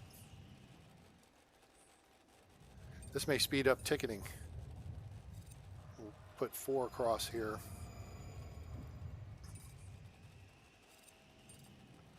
Or I could be smarter. Let's be smarter. Shall we? I think we shall. Let's dismantle this. Dismantle this. Dismantle this. I think. Let me check this before I do that. That will work. Okay. What we'll do is we'll back this up 1 tile and then move them back 1 tile, and that will give us room to put 5 across here and not crowd stuff.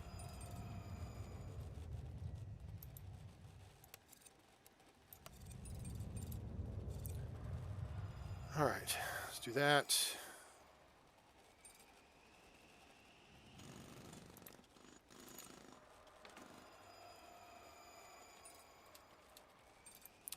Dismantle that.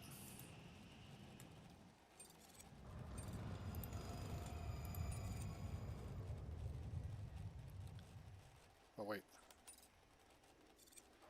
Yeah, because now there's a stupid wall down there that we got to deal with.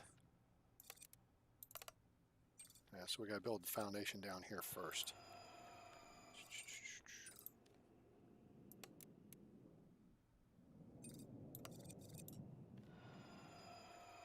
I think that'll do it.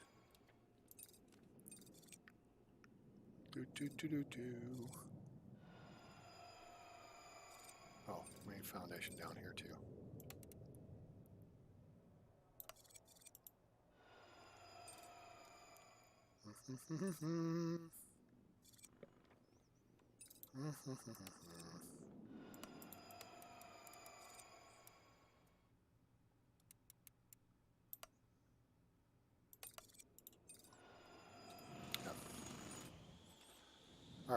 utilities, conveyor down transition, rotate, boom. Okay, now we dismantle all these.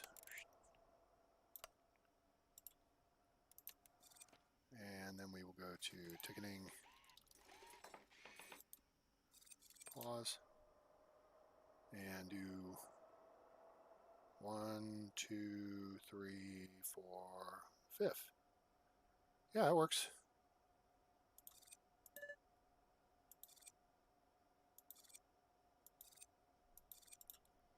Okay.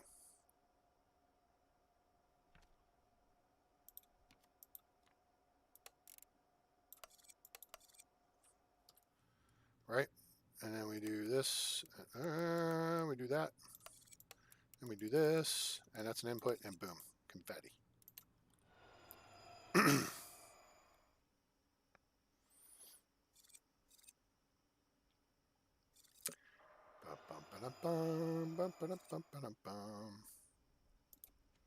Then for giggles, put that wall there.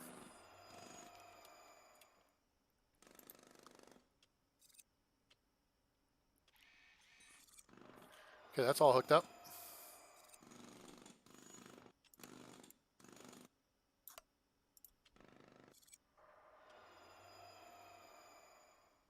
Oh, it's got to be in the ticketing area. Well, duh.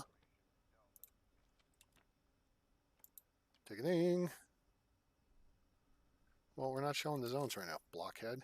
Turn them on. There, and you can see them. Then you can do this. And we can add that to the ticketing zone. And then you can take this little section back out of the ticketing zone. Now you hit go.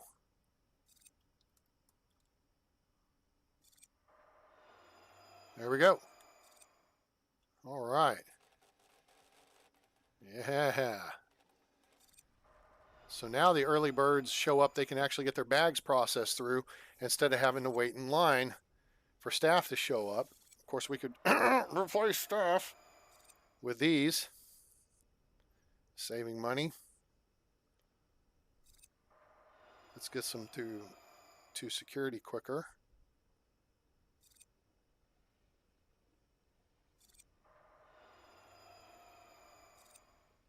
I do have one here on the end. I guess I could. And you could set these up with queue lines, because you can assign them to stuff.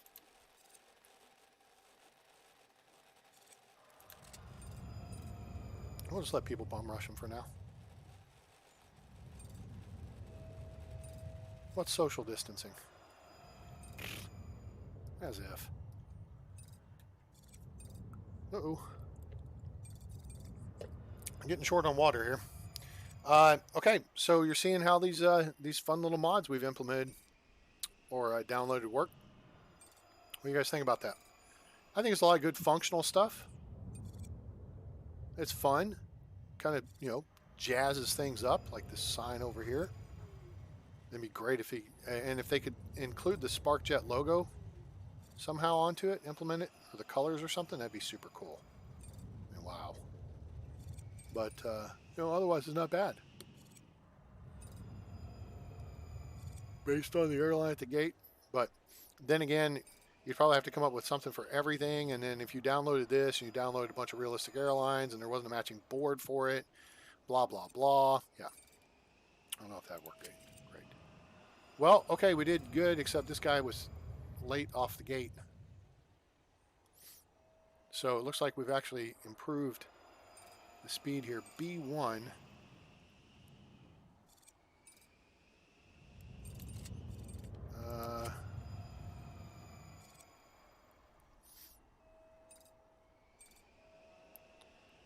Departure at 8:30. Let's move this departure back to 8:45. Give it an extra 15 minutes.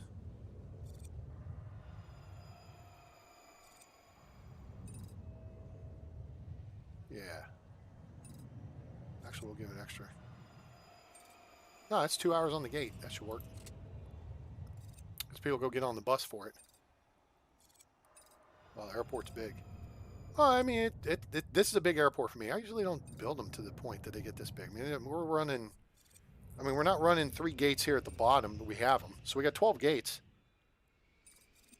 I think it's, I really try for more realism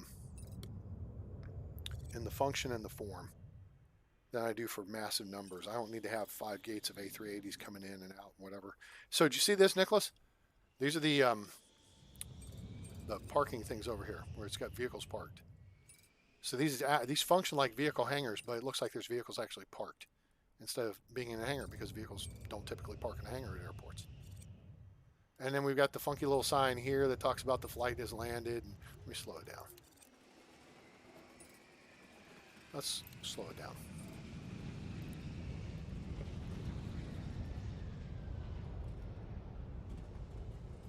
Okay, it's going too slow now. What else do we have?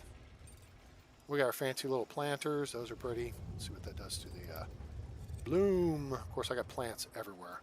But yeah, it's pretty green in the terminal. We got all our fancy new flooring. Oops, turn that off. We got our new little rope barriers, which people just walk right through, but that's okay. They walk through everything else. Why not rope barriers? Fancy signs. Wall signs. That's cool.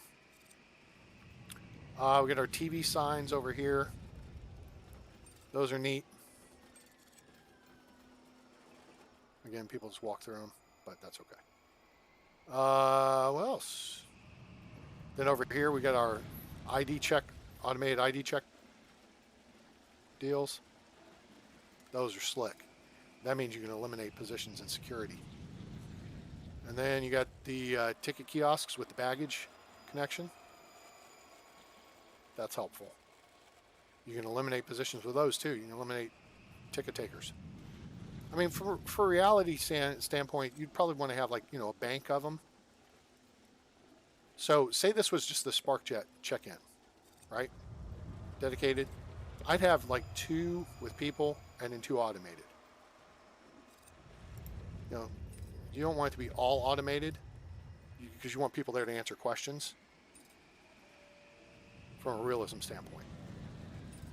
But like here, we just had the automated, or we had the ticket kiosks. Now we've replaced those with baggage taking. Because people can do just the tickets if they don't have bags. They can do that out here. And then there's all this new flooring. Let me turn the zones off again. Like the herringbone, really like this. I like this for the bathrooms. These are okay. Herringbone's very cool. And then we have the upstairs. We did some of the offices up here with a couple different floorings and textures. Darker blue carpet. This little purple stuff. This tile. This would be great for a cafe floor. That would be really good for that.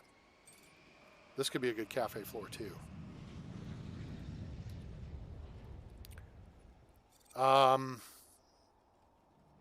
So yeah, we've used basically everything but the underground baggage depot. All right. Yep, small boarding desk and the small metal detector I get. We didn't use those. So this looks a lot like the baggage depot on a certain other game. Wonder what that is. It's got to be tied to a road. So it's going to cost some building cost. But you can put it underneath the terminal, which is in reality where it should be. Because in theory, if you have all jetways, everything's on the second floor anyway, right? And that would be something I would suggest that these guys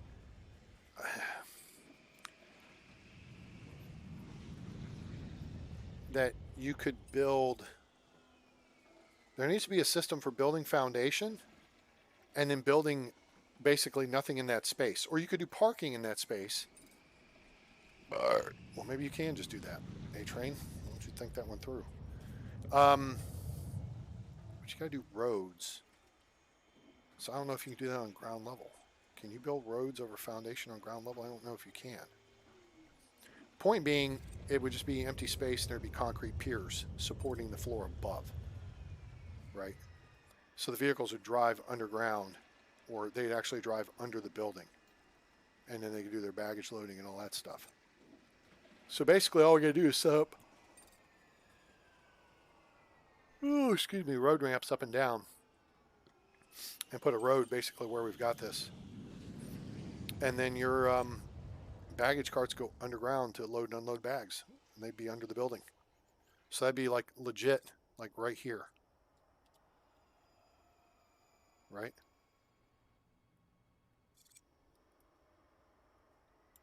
Let's see here.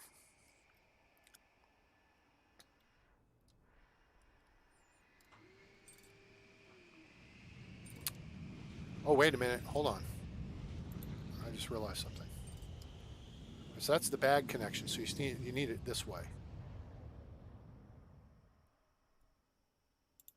Where's the...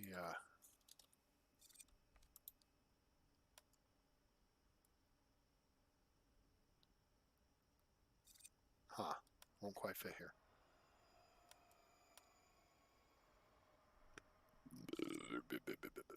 Excuse me. Shall we do this? Shall we do this?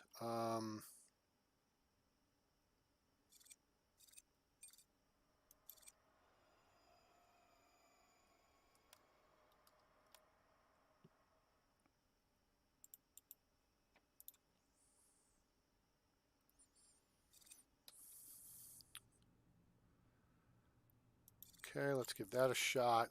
Let's give it a whirl. Why not? So the objective here is going to be to put it over here. Oh, look, we can tie it into this. Oh, what a deal. Smart of us to put that there. Let's put construction. We need roads. Blocked by pending construction. Okay. Do 2 tiles that way, and then we'll rotate it this way.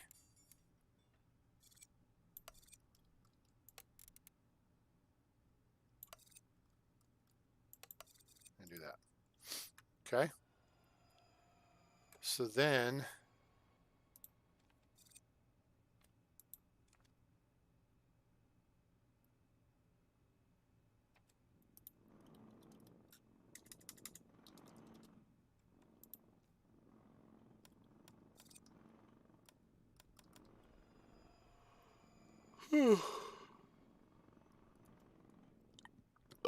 excuse me.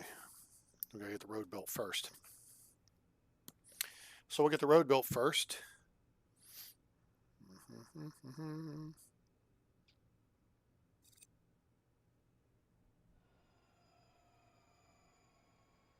Oh, I have this on slow speed, don't I?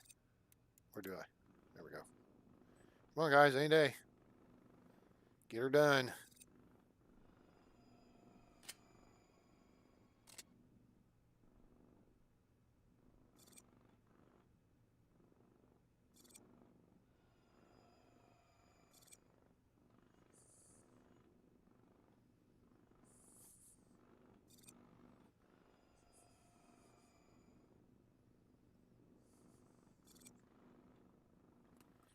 All right, that wraps that up. So now, okay, that doesn't seem...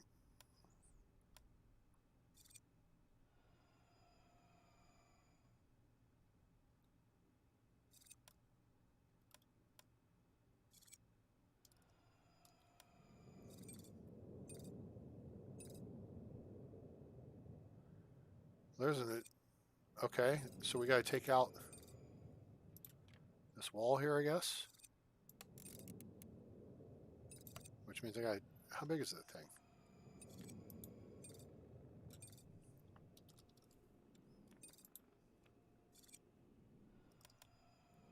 I'm going to put it here. Here would be fine, but this will work. Yeah, that'd be good right there. Okay, so that's 1, 2, 3, 4, 5, 6 tiles over, and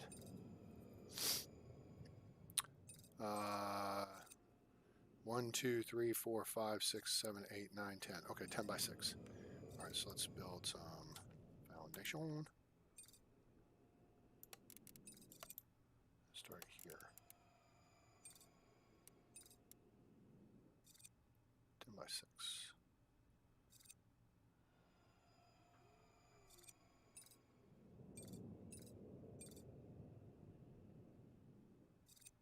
I think that'll work. Let's see. Let's find out.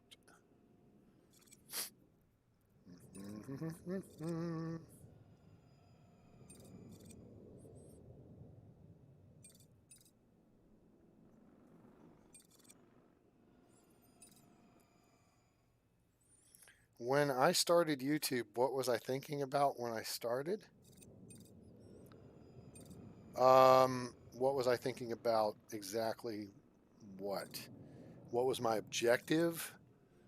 What was my purpose? Or, you know, was I thinking about how many chicks I could pick up because I have a YouTube channel? What exactly are you asking? Because I'm not understanding the question.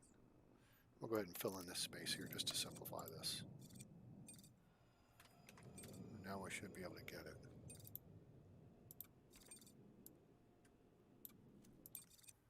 Ah, I saw it turn green. There we go. And it's kind of legit.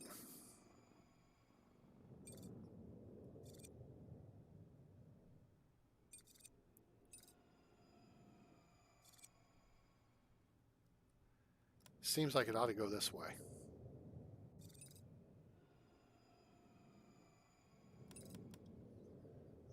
We'll go ahead and just squeeze it in here.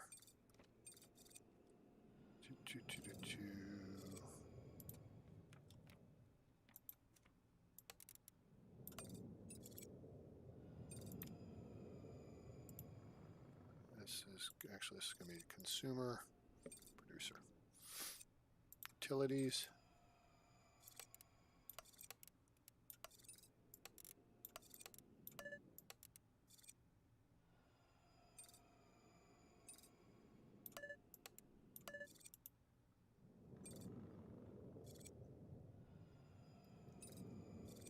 Wait, what?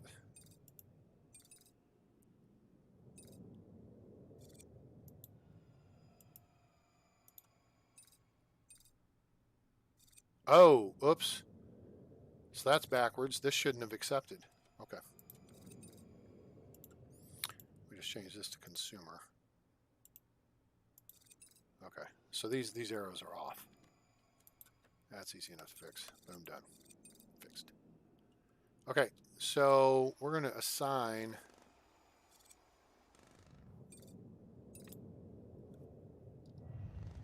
this guy to these gates. Well, I don't know. Which gates? Oh, that's kind of silly.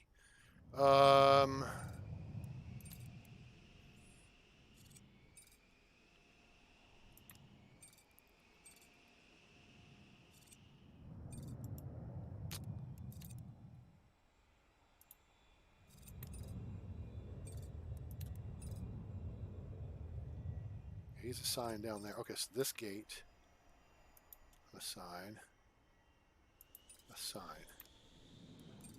assign to assign.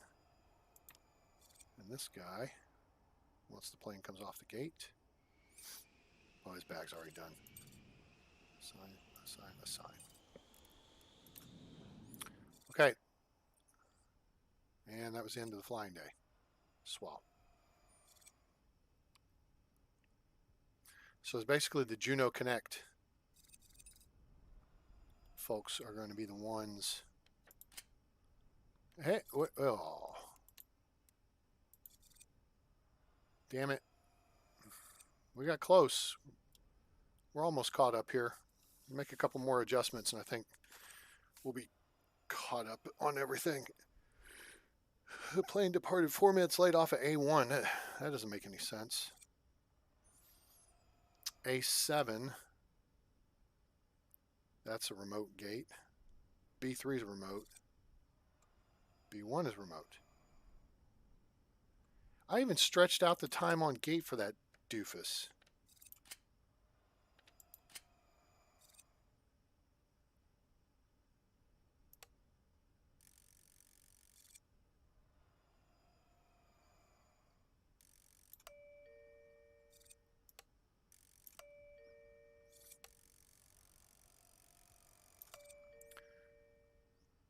Give him another 15 minutes. That's an A320 for God's sake.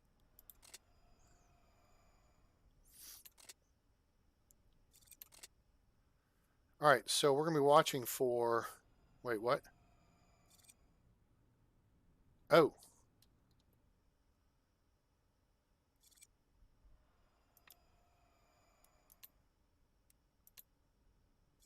Okay, what's got?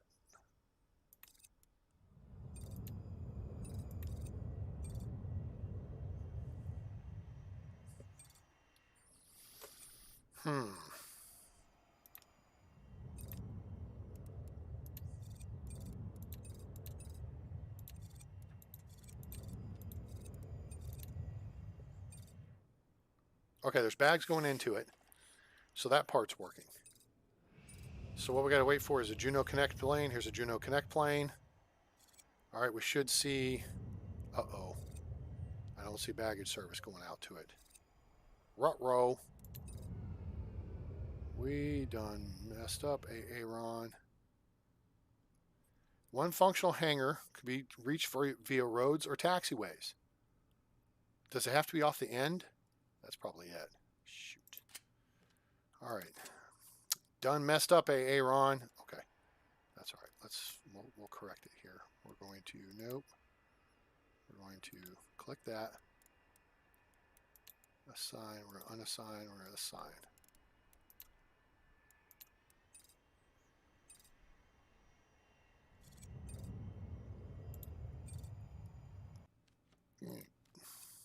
Excuse me. Not dismantle, doofus. There.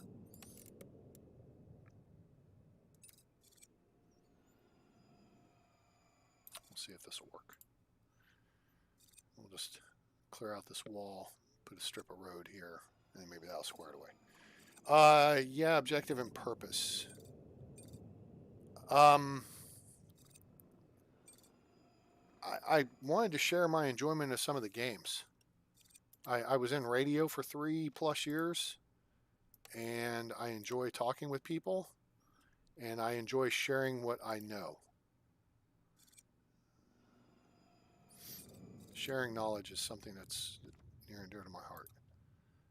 Okay, so let's try this. And if this doesn't work, what I think we're going to have to do is just open this space up and turn this 90 degrees left.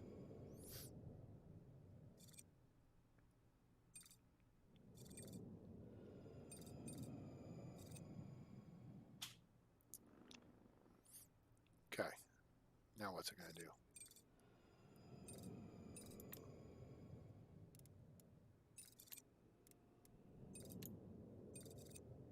Huh. It doesn't look like that's going to fix it either. Okay. So we're going to build more foundation. 2, 3, well. We're going to need 10 tiles this way.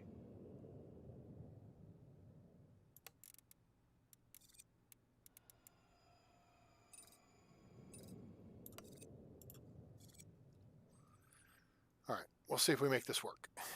See if we understand the concept. Because I like the concept. It's a matter of making it work.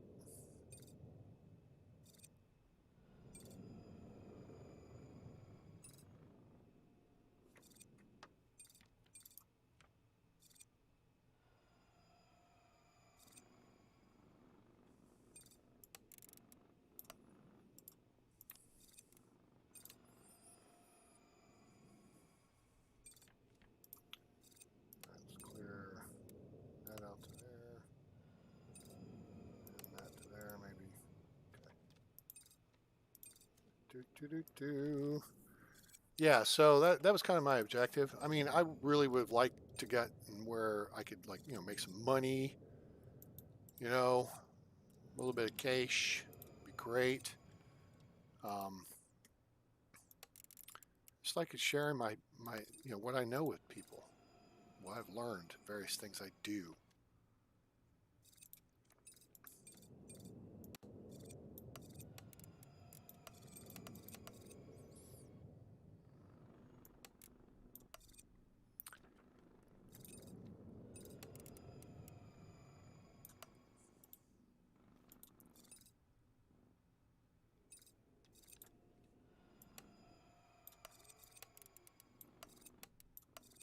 Now let's see if that works.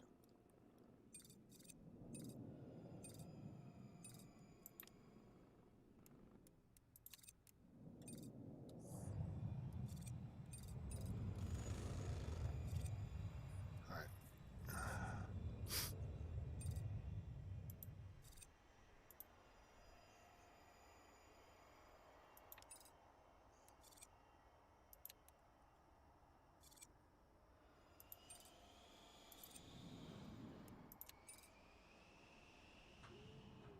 Okay. Let's see if that's got us hooked up here. What the hell? Come on. Damn it, Bobby. What is the major malfunction here?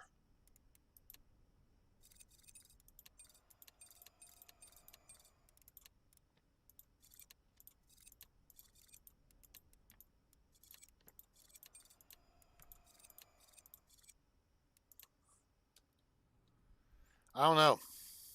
It ain't working. I don't know what the hell else I need to do here.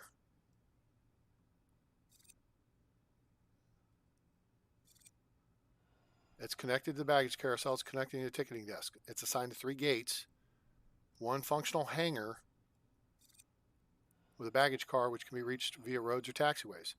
We've got that. Okay, so maybe there is another aspect to this. Maybe we'll fill in all this space here. Maybe we'll route these all the hell the way down here. We'll run road down this side of it. The ramps are not connected to the road. Oh, yeah, they are. Well, okay. If they're, oh, they're technically not. Damn it, Beavis. All right. Thanks for catching that. Because I had them coming in. Boom. There. That'll fix it. That one tile there. I had it shooting down for that one middle tile on purpose because that made sense. But I failed to put that one section of road in. Oops. Justin Lee, how are you today? What's going on? Welcome aboard. So we're having fun with mods today. We've about worked this airport out. When I get done, I'm going to show you the little one. And hopefully some of y'all have downloaded Rick Hud's, shoot. Amarillo International. Rick Husband. Amarillo. Ah, there we go. Now we're hooked up. Okay, so that's good to go. So now we should see flights. Excuse me. When the Juno Connect plane, the purple plane comes out. I have not downloaded any new airplanes. So I'm going to have to figure that out. I guess you download the airplane and then you can download what? You download the skins for the airplanes and then you have to do some stuff to change the airline names or something. I'm not sure how that works. You have to go in the game file and change the name of, you know, SparkJet to American or Southwest. And all right. So, okay, he drove out to the gate. All right, so let's watch for somebody to dive under here. There he goes, and there he goes. And there he is. It's working. Wait, they used the same damn thing. You only need 1 down ramp because they're going both directions. Okay, well, there's something for you. So you only need 1 ramp. You don't need 2. I created a loop because I thought they would have to use a loop. But with service vehicles, they don't, I think. At least not with ramp vehicles. They don't give a crap. They'll go both ways. They swing both ways, as it were. What are you waiting on?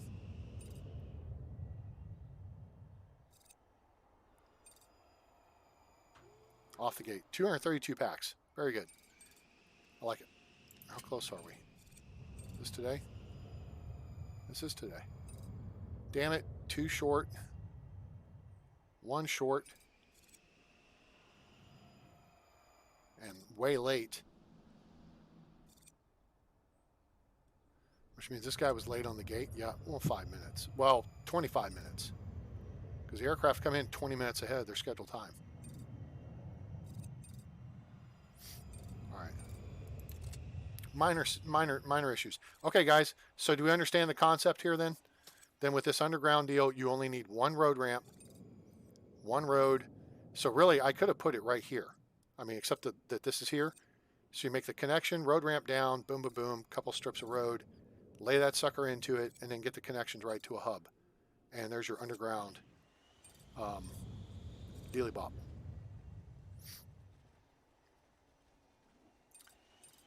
You never, okay, so you tried it. Okay, so, all right. So give us some more feedback, Nicholas. It was fun. Did you play the scenario to its conclusion? Did you pass? Did you fail? Give me some feedback here. What did you think about it?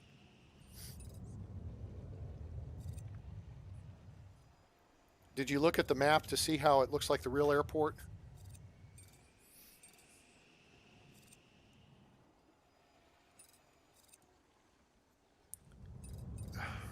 Man.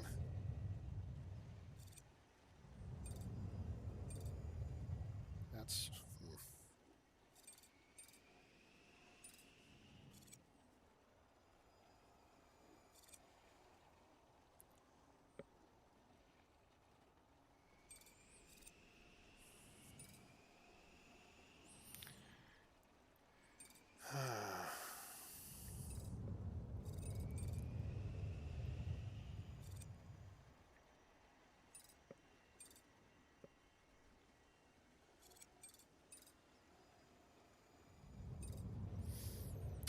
Okay, so we see how this works now, right?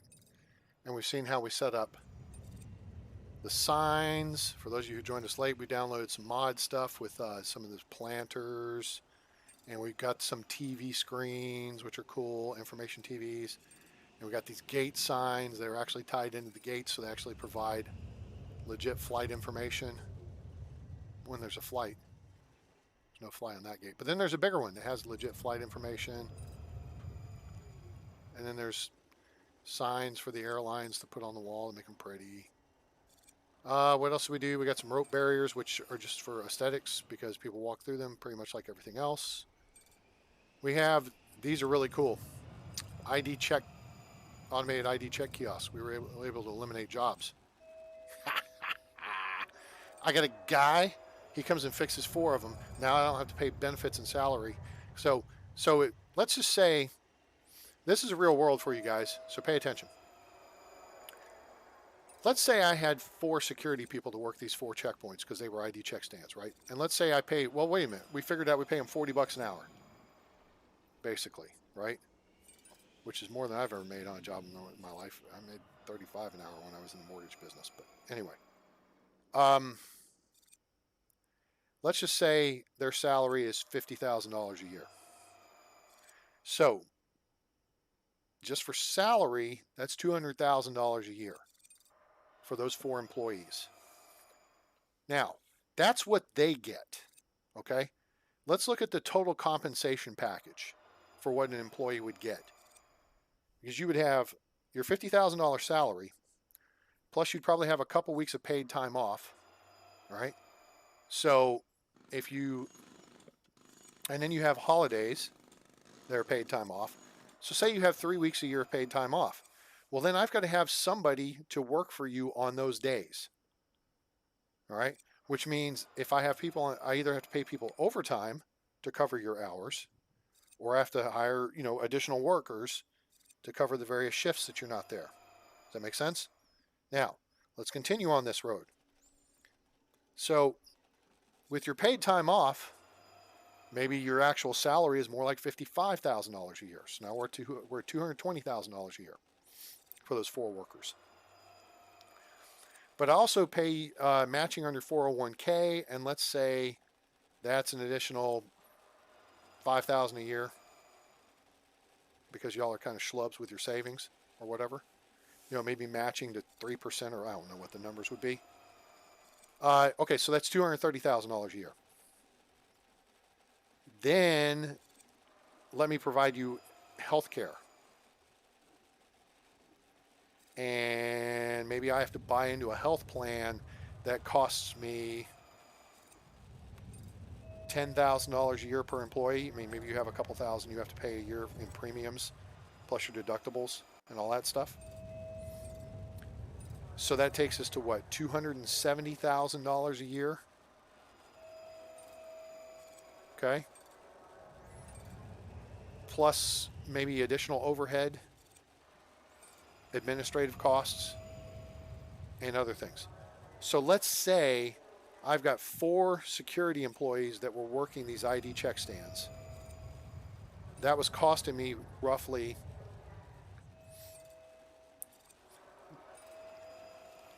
let's just make it a nice even $300,000, right? So they were costing me $75,000 each. I was only paying them $50,000 in salary, but the cost to me as the employer is actually more like $75,000 a year because of paid time off and other benefits, holidays, healthcare plan, and administrative overhead. So $300,000 a year for 4 people.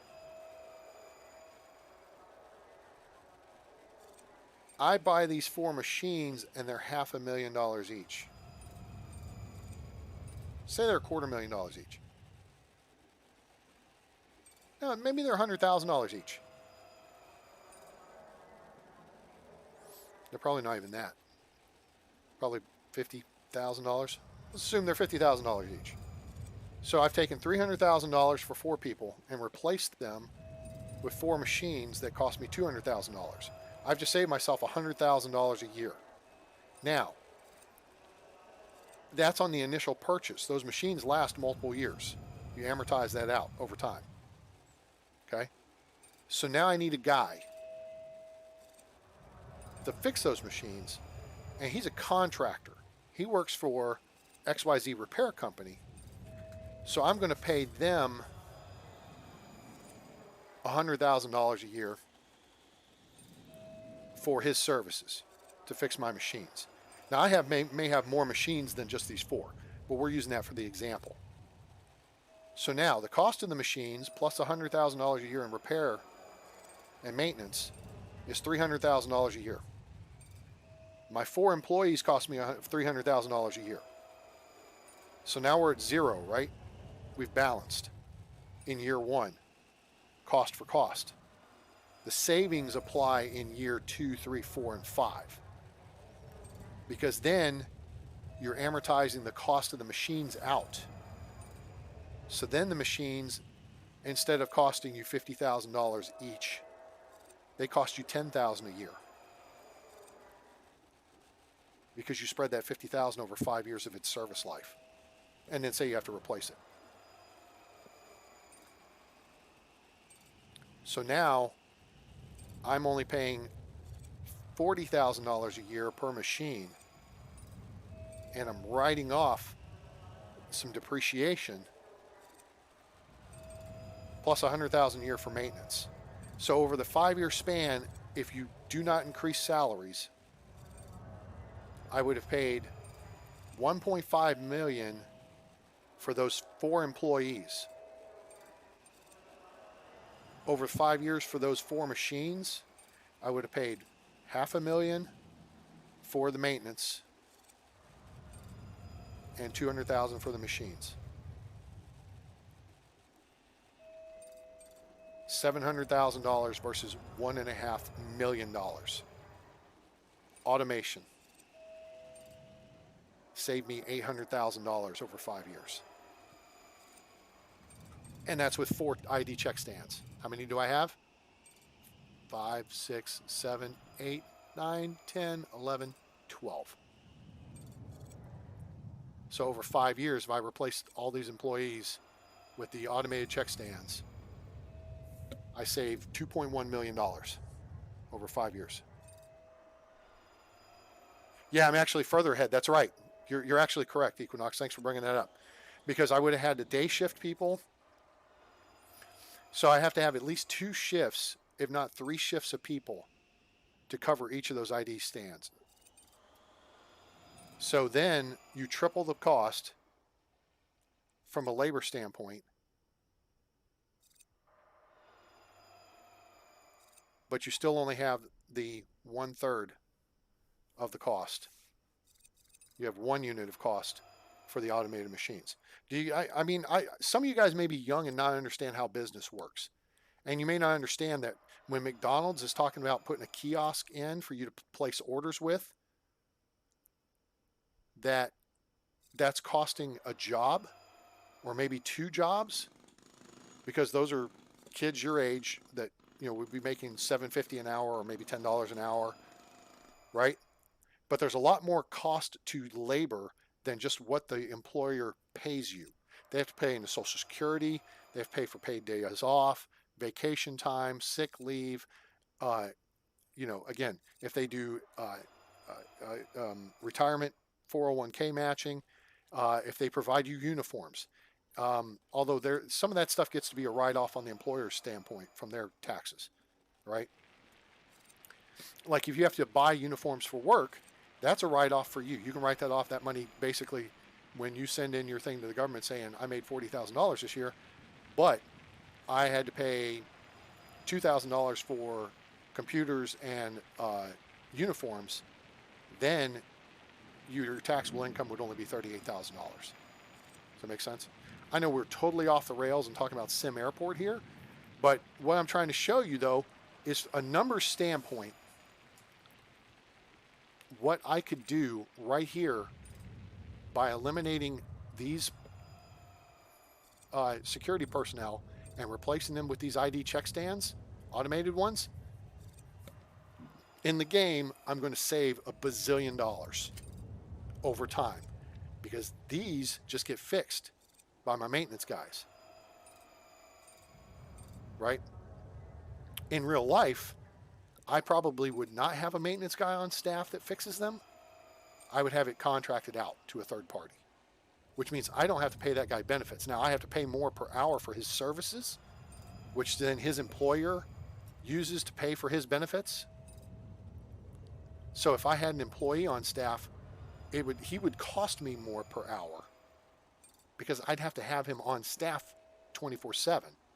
Whereas if one of these machines breaks down, I put a sign on it that says out of order, I make a phone call, and later that day or the next day, you send somebody out from your company who comes to fix it. So Equinox is correct. You have to multiply this over time, or over 3 shifts to get the real effect. So whereas I said, the cost may be $500,000 a year,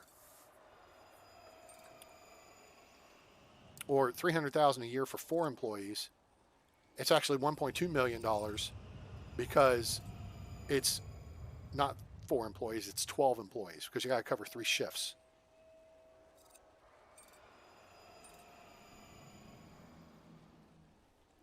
Okay. So these up here, automatic ticket takers. And this is the way it works in real life, guys. So what's the smart thing? You're young, you're getting started, you need your first job. And you hear people bitch about minimum wage. Here's the problem, is I can replace a minimum wage worker with an automated machine and save money over time. Now, that seems like that's evil on my behalf as an employer. But you bitching about minimum wage but having no skills is evil on your behalf as an employee. If you're smart, you'll go learn how to fix those machines rather than being, oh, may I take your order? Everybody needs a work ethic. And Jesus, guys, my resume, if I gave you my lifelong resume, you'd be shocked. My first job in high school, I was a Saturday, it was 8 to noon. I was a librarian. Madison County Library in Madison, Alabama. A little room, probably 20 by 30. Wasn't very big. So this is just a little county library in a small town just on the west side of Huntsville, Alabama, Rocketown, USA. And that was my first paying official job. Saturdays, I'd ride my bike down there, be librarian for 4 hours, put books on the shelves, stamp stuff as people checked them out. Here you go. Here's books. Check them out. Whatever. And all that. I've waited tables. I have sold food out of a Schwann's delivery truck. I've done car sales, home theater, home audio system sales. I have worked in the medical field as an EKG technician and worked on computers, doing computer data entry stuff. I've worked in telecommunications, the mortgage industry, education with special education students. I've been on the radio at ESPN Radio. I fixed airplanes for the Air Force. I currently install window blinds and shades for a guy. So if you're young and getting started and you're listening to this, and you hear people complain about minimum wage and, oh, the minimum wage didn't go up and we need more minimum wage. No, you don't. You need skills. Don't count on the government to carry your ass or your parents to carry your ass. They'll carry you for a while. I mean, as long as they can. Right? But minimum skills equals minimum wage. There should not be a minimum wage. When that was established, it resulted in a higher level of unemployment. And in these cities where they're raising the air quotes minimum wage to like $15 an hour because people are saying, we need a livable wage. No, you don't. You need skills. You need to go learn how to fix the machines that are replacing you at McDonald's. Okay? So that you can make a living wage. A minimum wage establishes an artificial floor for someone with no skills. So, I would submit to you, if you get started at McDonald's and you learn how to flip burgers and, make fries and do that chefing stuff, you're not going to stay there forever because you ain't going to be happy. Now, you may move up to management level. You may become a shift supervisor. You may move up to manager of a store. You could become a manager over several stores working for a franchisee. You eventually could become a franchisee yourself and start owning your own stores. That's great. That's how you do it. You don't stay stagnant. And you don't say, give me $15 an hour. I just got out of high school and I still got snot running out my nose. Well, what do you know? I just got out of high school and you need to give me a job paying $15 an hour. Well, no. Go get some skills. And come back and see me. Then I got to train you. If I got to train you, who's that cost money? Costs me money. And then if you got a shitty attitude or you're on your phone all day farting around instead of working, which is the case with a lot of kids nowadays because everybody's got phones in their pockets. And adults do it too, don't get me wrong. I was just chatting with a friend of mine who's a school counselor, and she's back at work the other day, and she's working, and the lady in the next office from her is farting around on her phone all day. I'm like, damn, you could have been at home and, dealt with some schlub who was doing nothing. That would be your cat. Right? But you have no right to complain or cry out for a minimum wage when you don't have skills. Get some skills. It may cost you some money to go through trade school. It'll cost you some time on the job. Being what's it called, journeyman plumber or electrician or something. Those are jobs going to be in demand. Working on computers, jobs in demand. Okay? Computer programmers, jobs in demand. Medical field, big time jobs in demand. I don't know if you noticed, there's a lot of old people that are getting older and they're living longer, which means they're going to need more medical help. But if you get these skills, then you don't have to deal with the minimum wage thing. It's a entry-level position. There's no living wage bullshit to it. It's designed for kids coming out of high school with no skills or people who are uneducated who can get a job, but you're going to be dependent on someone else. You're not going to own an apartment or rent an apartment. You're going to rent a room. You're probably not going to drive a car. You're going to use public transportation. Okay? You want freedom.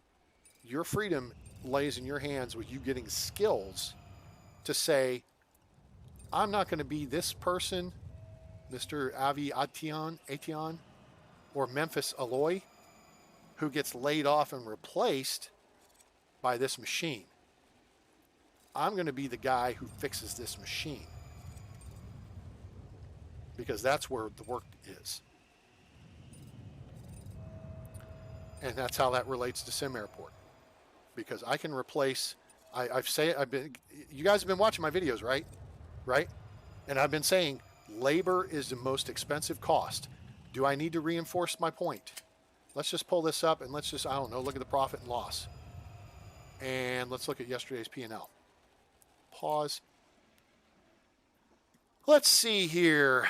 Expense. $2,000 retail. $15,600 for transportation. $17,260 for infrastructure.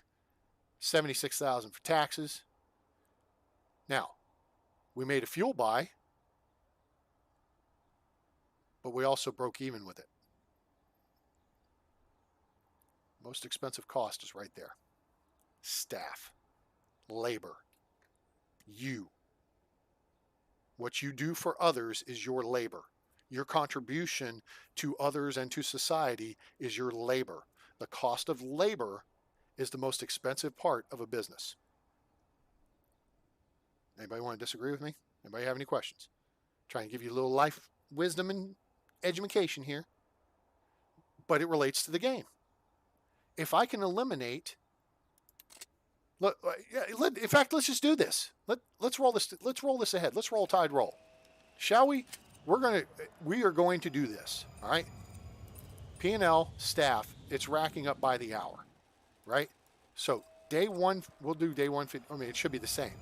133,420 is our daily labor cost, right? Let's write that down. 133,420.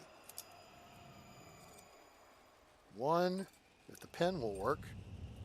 Hello. 133,420. Okay, right? So now, here's what we're going to do. I got 1, 2, 3, 4, 5, 6, 7, 8 desks over here. Let's go into ticketing. Let me find a space here. Let's do this over here. 1, 2, oops.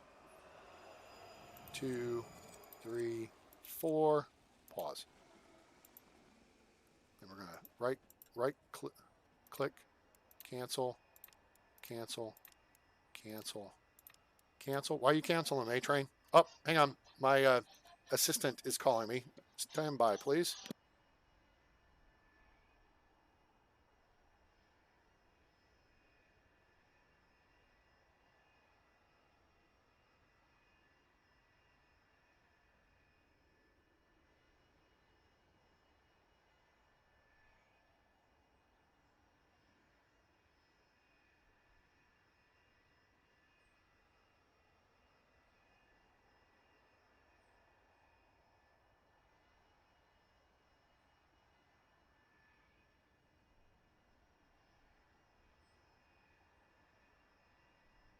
Okay, sorry about that. My friend's coming over, so we can go do a power walk and then change my bandages. Okay, so we did 4. We're going to do 4 more. 1. Gosh damn it. Come on, computing. 2, 3, 4. Okay, so there's 4. How much are those machines? $2,500. So I just spent $20,000 on machines.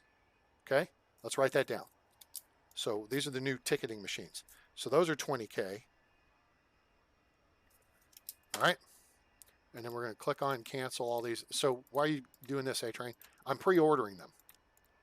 So what it does now is it places the order, and watch, you'll see a delivery truck come zipping along here in just a second. See? And it's going to drop those off, and then they're going to go into storage. And they'll hold them in storage until I'm ready to use them. But once you make the expenditure, then you've got it. So it'll be put in your inventory. Okay, so now we need, what, 8 more? 1, 2, 3, 4, 5, 6, 7, 8. 8 more of the automated ID check stands.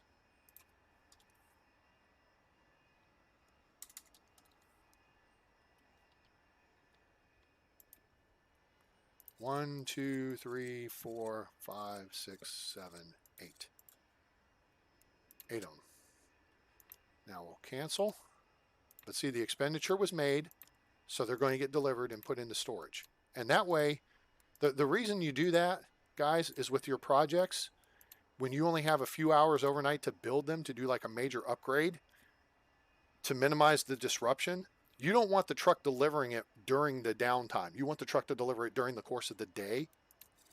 That way, when the downtime comes, your guys take these apart, put the new ones up, bada bing, bada boom, you're ready to go.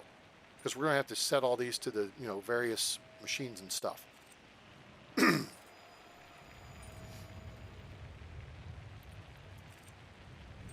All right. So, shoot, how much were those?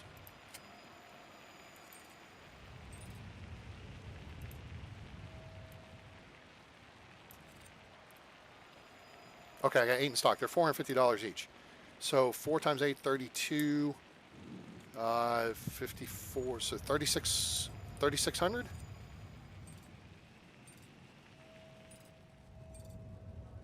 All right, so we got $23,600 that we're spending on new technology to cut our staff.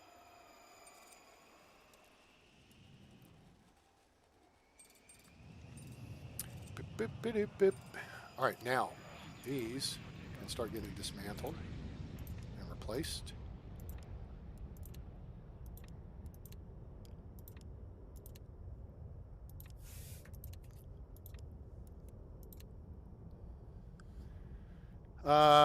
Let's see here. Dismantle. Go ahead and take that one down because nobody's going in.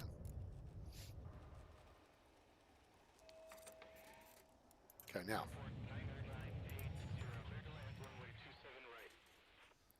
One, two. Let's see. So we 1, 2, 3, 4, 5, 6, 7, 8. Okay, cool. All right, those are taken out. So now we'll get our ticketing bags kiosks. 1, 2, 3. Those will get built. Okay, these are up. Let's go ahead and assign to, let's see, zoom in here a little bit. Assign, assign, assign, assign. You, assign, assign, assign. Hello. Assign. Okay. Then this guy, we're going to assign to you and you. And we'll send people to here and here. And maybe here. You pick up from here, here, and here. Assign to here and here. And maybe even here. You pick up here and here. And maybe even there. And you assign there, there, and there. Okay. That clears that up. Okay, there's these. So now these we're going to assign to you and you. We'll assign to you and you. Assign to you and you. And you. And then we will look for the close. Thank you. We'll go ahead and dismantle that. 2150, everybody's already checked through ticketing pretty much at this point. Plus now we've got the new deal set up. Dismantle, dismantle, dismantle, dismantle, and go. Pause. Bup, bup, bup, bup. 1, 2, 3, 4. Okay, automated ticket machines in place. That's complete.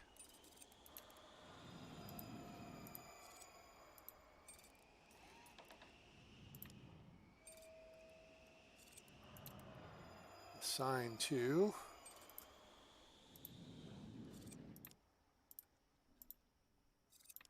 assign you to you and you, and even you and you are mainly first class, but you can pick up those coach packs too. Okay, ticketing is complete. Now we have dismantle you, you, you.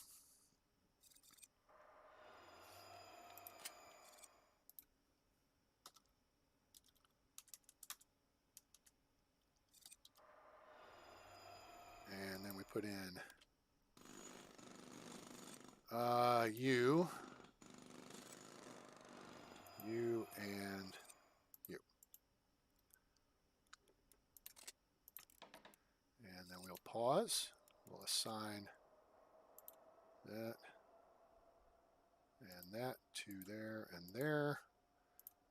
No, not that one. This one. We'll assign here and here to here and here. We'll assign this one to here and here, here, here, and here.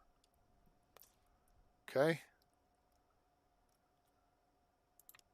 That one's already assigned, so good. Now we're good. Everybody's assigned. Now, all right, you guys saw that, right? Now it's 0201. We should not be paying for staff that's not on duty right now. Let's look at our staff schedule overlay and look at this. 29 of 21. 1, 2, 3, 4, 5, 6, 7, 8. Okay, so we're losing 12,000 for the layoff for security. And then we need staff 26 of 18. Okay, which is another 12,000. All right, so there's 24,000 we paid for laying off staff. Okay, which means more money because that happens in business too.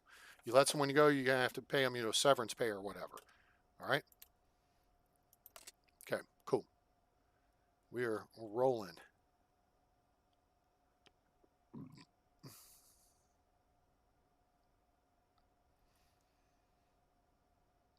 And now, I mean, these folks should, as soon as they arrive, oh wait, clock's not going. We got 2 more days to go through here. Actually, we don't necessarily have to go through 2 more days, but we will. Packs are arriving. Now, they're going to do that. Now they're going to check through security, and they're going to be standing by waiting for the security personnel to show up, and here they are to start checking them through. Oh, no, they actually held up. That was good. Now these people are blowing through the lines early.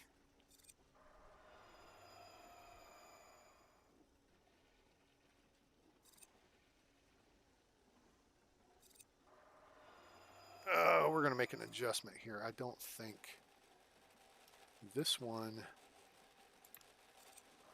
here, assign to unassign. There we go. And then this one here,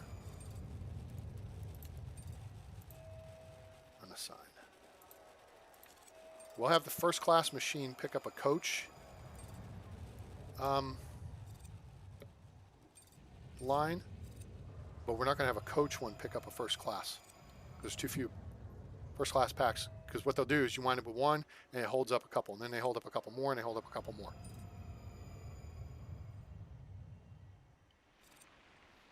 Well, shit, this guy's gonna be late. He didn't get everyone boarded. 97% boarded. So we're getting a little bit of backup here at security. Here's the question. Is that something because we switched to automation? I don't know. We could speed it up by putting in a couple more automated machines. Of course, we're getting a lot more packs now, too.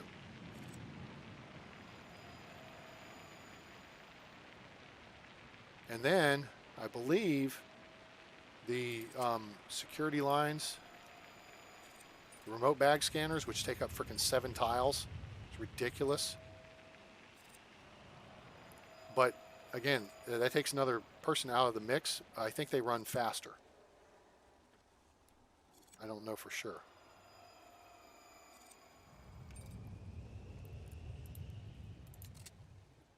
Oh yeah, we got people missing flights now. Okay, so there's a trade-off. It seems to take a little bit longer at the automated ID check stand, which means we may just need more automated ID check stands. Okay.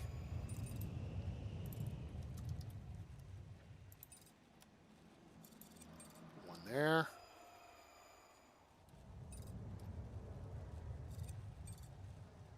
Put one there. Put one there. Now everybody's bum rushing it. Now we got a total cluster.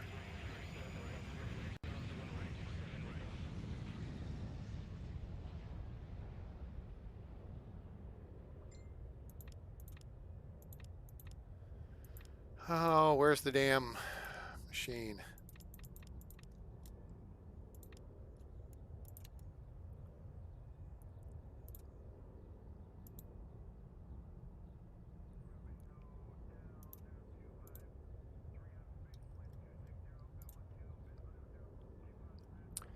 Okay, that one's getting built.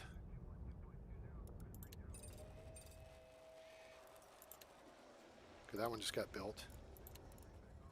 Caught it before it went nutso. Okay, close that.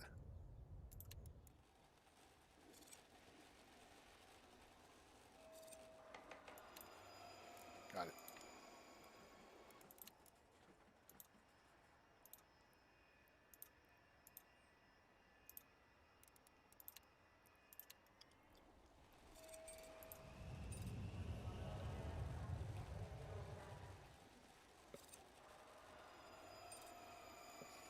Okay, that should help speed the throughput.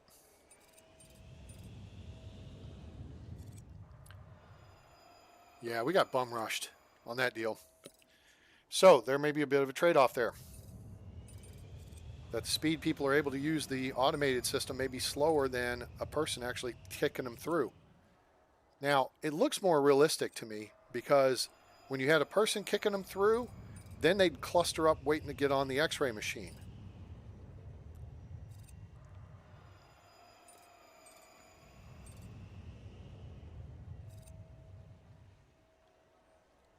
So now the concept is we could increase the throughput at the X-ray machines by going from the 2-tile wide X-ray to the 1-tile wide and then increasing the number of baggage stations.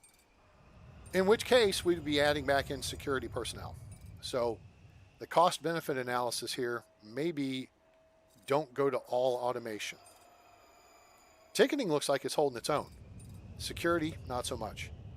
The throughput is not as quick.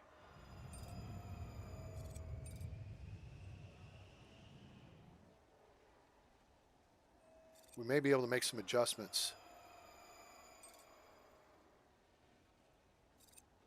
Because it may just be that I have multiple lines assigned to each kiosk. And it should just be one line per kiosk. And that kiosk then kicks people to multiple scanners, in which case it should improve the throughput at the scanner level. So one person comes to the kiosk, they go to scanner A. The next person goes to scanner B. Scanner A is open. Next person, scanner A. Boom, boom, boom, boom, boom. Back and forth. That makes sense? That's what I think.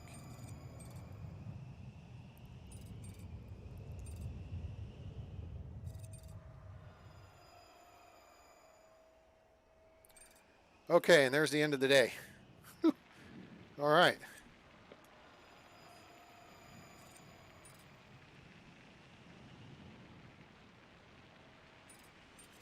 So maybe reorganizing how these work is going to be a smart play here.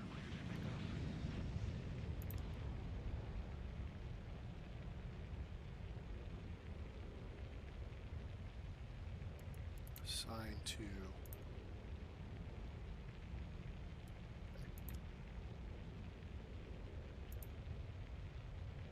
2 candidates, okay?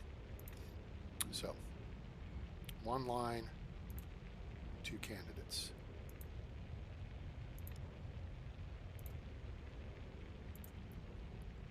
Two candidates. Whew. 1 line, 2 candidates. Line, 2 candidates. 1 line, 2 candidates. 1 line, 2 candidates.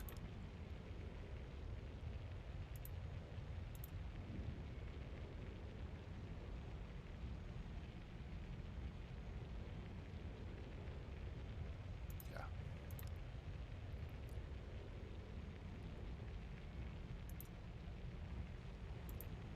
Okay. So we're going to unassign that. Go to those 2. Assign that. Go to those 2. Unassign that. Go to those 2. Unassign that. Go to those 2. Okay, we'll see if that works more efficiently.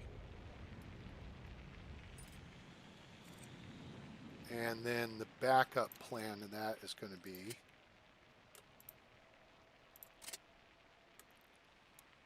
early days, security,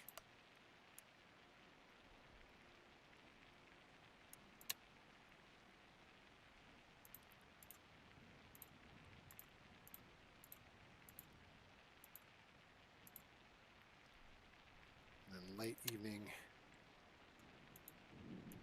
Let's make sure we're covered.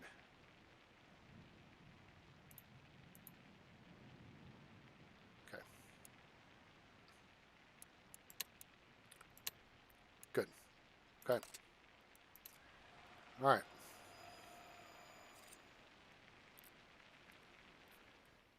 Okay, so we make some adjustments to see if we can make this work efficiently. More efficiently. Hopefully. And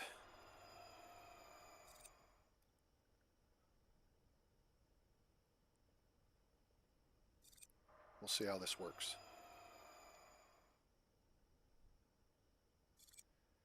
So at the day of end of day here, 161, we will look at our labor cost and compare.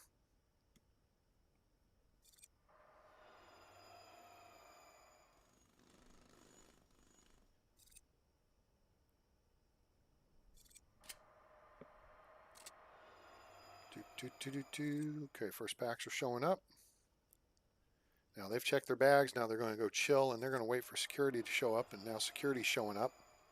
Now they can start getting them checked in.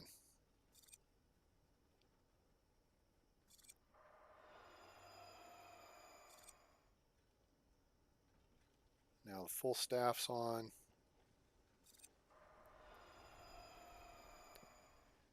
I think we may be moving a little more efficiently now.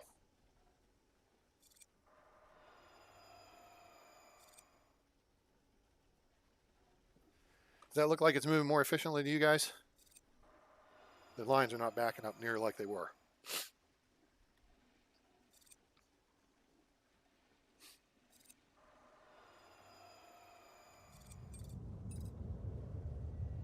Yeah, we got like, what, 10 people in a line?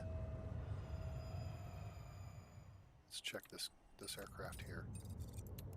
Oh yeah, see, all his packs are already through. Yeah, so that's much more efficient. He's 100% boarded, and that was a full aircraft. That's 100% boarded. There you go. Now the lines are backing up a little bit, but we'll see here, because a bigger plane just came in. So we're going to watch this guy. Now he's still got packs checking in, and they're going through security. They still have over 2 hours to get through security. Everyone's going through security at this point. Well, except for 3 people who are being stupid and hanging out, picking their nose in baggage claim. A little under an hour and a half now. Last person just broke for security. 1 hour to go. We got 1 person still in the queue. 50 minutes. They're through the claim. They're 45 minutes. 30 minutes. They're at the gate. And this is a... Wait, did I just see that right? 250 people aboard the aircraft?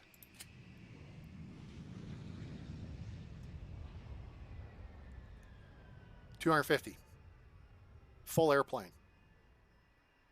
Short one here, short one here, short two here.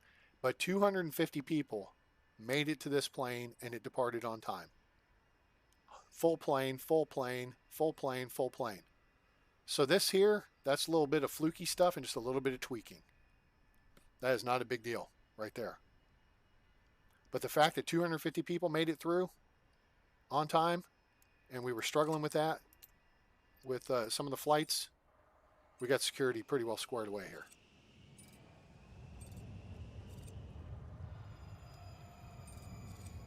And now, of course, my frickin', we've been broadcasting, what, 3 hours now?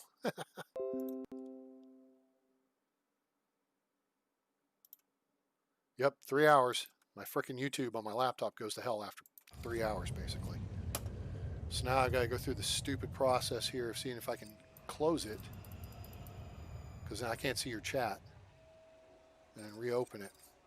Idiot ass thing. Now the lines are backing up a little bit. So that's a little bit of a concern. This guy departs in 37 minutes. He's got one person about to go through scan. They're to the gate, and they're out. Full airplane. A little bit of a line at security won't hurt as long as you've got enough to compensate for time on gate. And that could be a 5-minute adjustment. It could be a 10-minute adjustment. It could just be adding one more security line. I mean, we got a little bit of room. Well, we don't. We're actually as far up as we can go. Now we can add, though, because we can drop from the 2 to the 1 tile wide metal detectors. But then that starts adding cost back in with staff, right? That's what we want to avoid. But look, it's moving smooth. Fully automated ticketing, that's moving quick. Security is moving better than it was. Because we assign basically one kiosk to one queue line, and then you assign that kiosk to 2 scanners, right? And I think that's what accelerated the moving through. So just why I said, it takes a second here. That person's processing on this one. Next person goes here. This frees up. Boom, boom, boom, back and forth. Put some water in that bucket A. Put some water in bucket B. Bucket B, A is emptied. Put more water in A. B is emptied. Put water in B. Back and forth.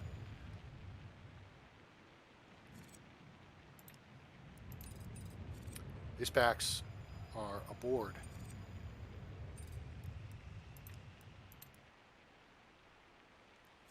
These packs, it's an hour before departure. He's gone.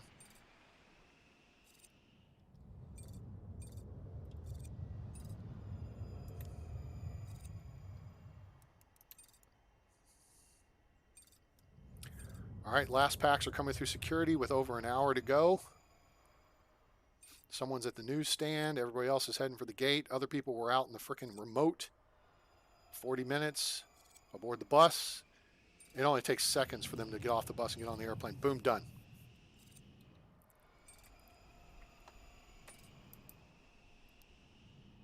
So that is how that works. Okay, now I may be able to see your messages, unless I pull them up here on my main PC. We're going to get to just after midnight here. So we've done a lot on this airport today. And playing around with the mods. And going to more automated systems in ticketing and security.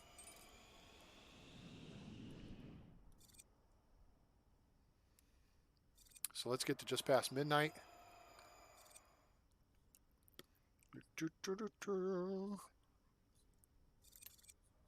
Okay. No perfect ops bonus. We haven't had that for a while. Well, that's okay. Profit and loss. Day 161. Oops, that is not muted. Okay, so we were paying $133,420 a day for salaries. We've dropped that to $124,000. We dropped it almost $10,000 a day. So it took 2 days, 2.5 days to make up for the severance we had to pay of $24,000. But that's how much money we're saving now. We're saving over $9,000 a day by switching to Geico. So that's what you can do with automation, and that's how it works in the real world. Any questions? All right, so let's do this real quick. I don't want to bore you guys, and my friend's on their way over, so Nightbot. Okay. Oh, nobody's saying anything in chat for a while. Okay. Well, make sure you guys are still awake and I'm not boring you.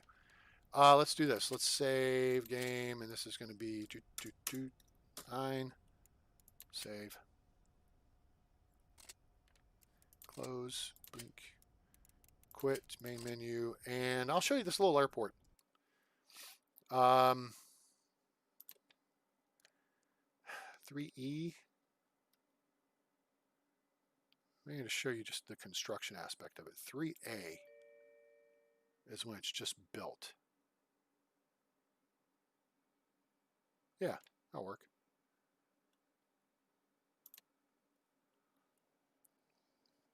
You guys humor me. I'll show you a tiny airport now. There's a tiny airport.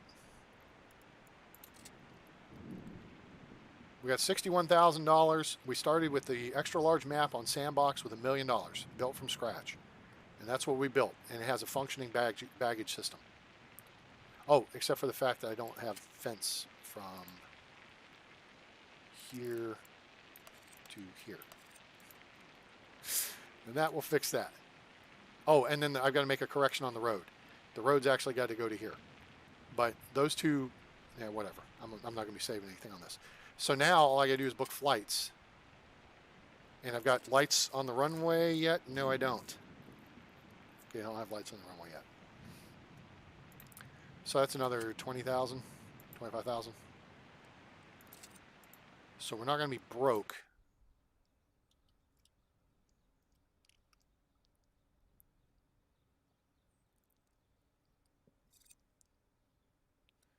Oh, that's inefficient as hell. I hadn't built the loop yet. I was going to build a loop. So yeah, it's a little tricky here. I probably could have deliveries closer to the road, or if not at the road, but I was trying to be cute by half. Too cute by half. So if we do this,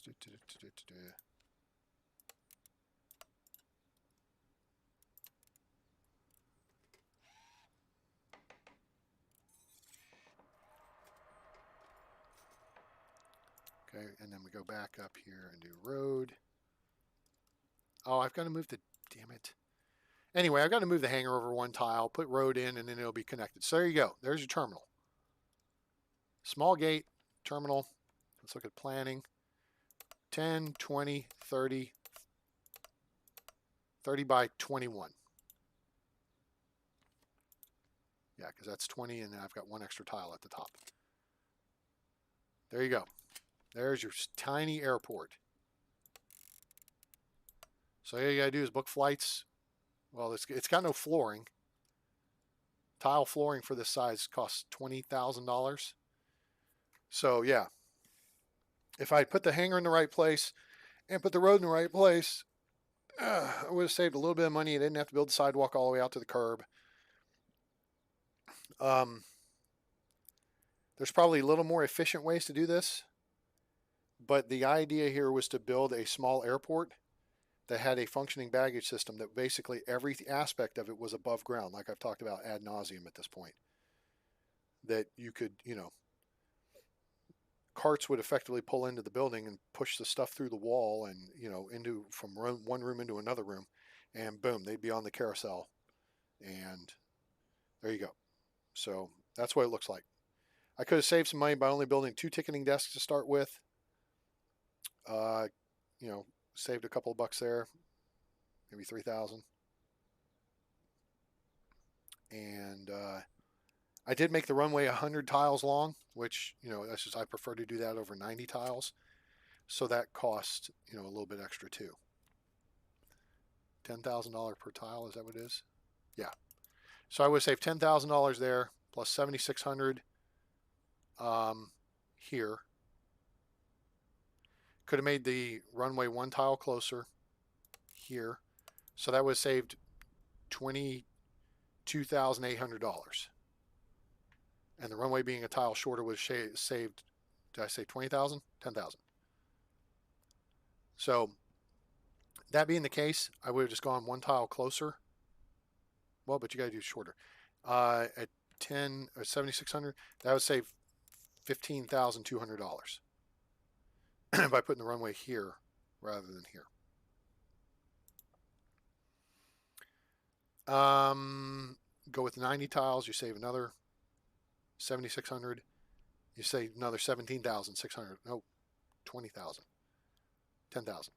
$17,600 by going 9 tiles, which is the minimum runway length, right? And put stuff in its correct place. I'll probably rebuild this because I saved the map.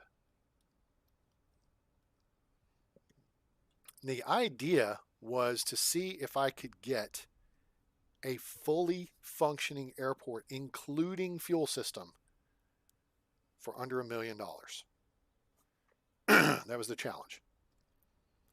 So I got a little work to do here because you've got to have 100,000 for the parts of the fuel system alone. Fuel depot is 15, 48 for the refueling station, 42 here. So 42 and 48 is 90. $90,000, $91,200, $106,200 plus plumbing. So figure $110,000 just for the 3 pieces of equipment, plus a fuel truck, which is $3,000,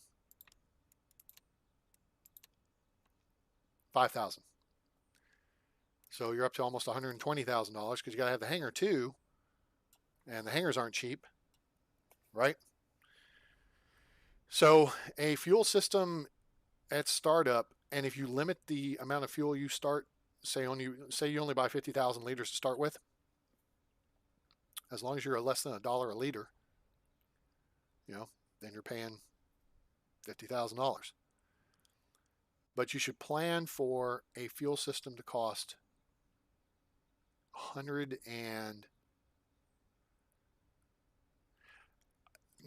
bare minimum $150,000 to $250,000 with fuel, and that's with a truck. Now you could get away, but you've got to have the truck anyway. Whether the truck's going to go from the hangar out to the aircraft to hook up, either if it pumps the fuel from inside itself or if it attaches to the single point refueling to the ground. One way or the other, you are going to have a truck. So you save the money on hooking up. First off, there's a bunch of research involved. You have to research technology. That's $9,000. And in fuel ports is another $2,500. Plus you got to hire this guy, which will cost you $12,500, I think. So yeah, you're better. It's going to cost you another $40,000, $50,000 just to do the research and stuff, and then put in the underground pumping. So there's no point in the startup cost to do that. The baggage system, $5,000, $7,500, $10,000 plus conveyors. And then we had to do ramps up and down, which are $100 each. But then we had to do the underground foundation, which is all that right there. I could have cut a little bit more corners on this, but not really. And that's kind of limited in part right here. If I could have put this here, excuse me, pardon me. If I could have put the transitions right directly off here, so that would move this point right here, because you got to have 1 tile in between. Well, you can adjust. They can be adjacent. like that. So this guy could be right here, right? That's going to shorten the foundation needed underneath by 1 tile. But then, what are you going to do? Have people walk right by there? You need a wall. So yeah, baggage system is going to cost you, 10,000 in parts plus conveyor.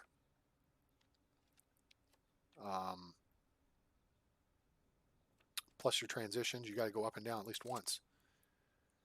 And here, like I ran it down the backside, boom, into the next room. There's the hub. Because there was no other really easy way to do this. If I shifted security out 1 tile here, which really would have had to been 2 tiles. Well, okay. If we shifted everything down this way, I've got 2 tiles I can take.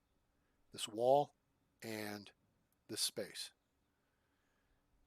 And we were talking, we just need to move this down 1 tile to put these like right here. And then what you do is, if we can get 2 tiles, we can move this corridor because we eliminate a wall, but we have to put in a wall to replace it. We could put the security exit right here next to the security entry. And then the packs come in, they go all this way, and everybody's going this way, and it looks like a big cluster. Here, everything's a nice circle, right? Everything's clockwise. Come in, ticketing, security, gate, arrive, baggage, out. So that's my micro airport. I'm going to refine it, work on it some more to see if we can at least get. And here's the issue. I don't think you can run this with bigger than an E195 with 1 security line, because having a 737, which is 140 packs, is going to take 2 security lines to get everybody through, or you're going to have it on the gate for over 2 hours. So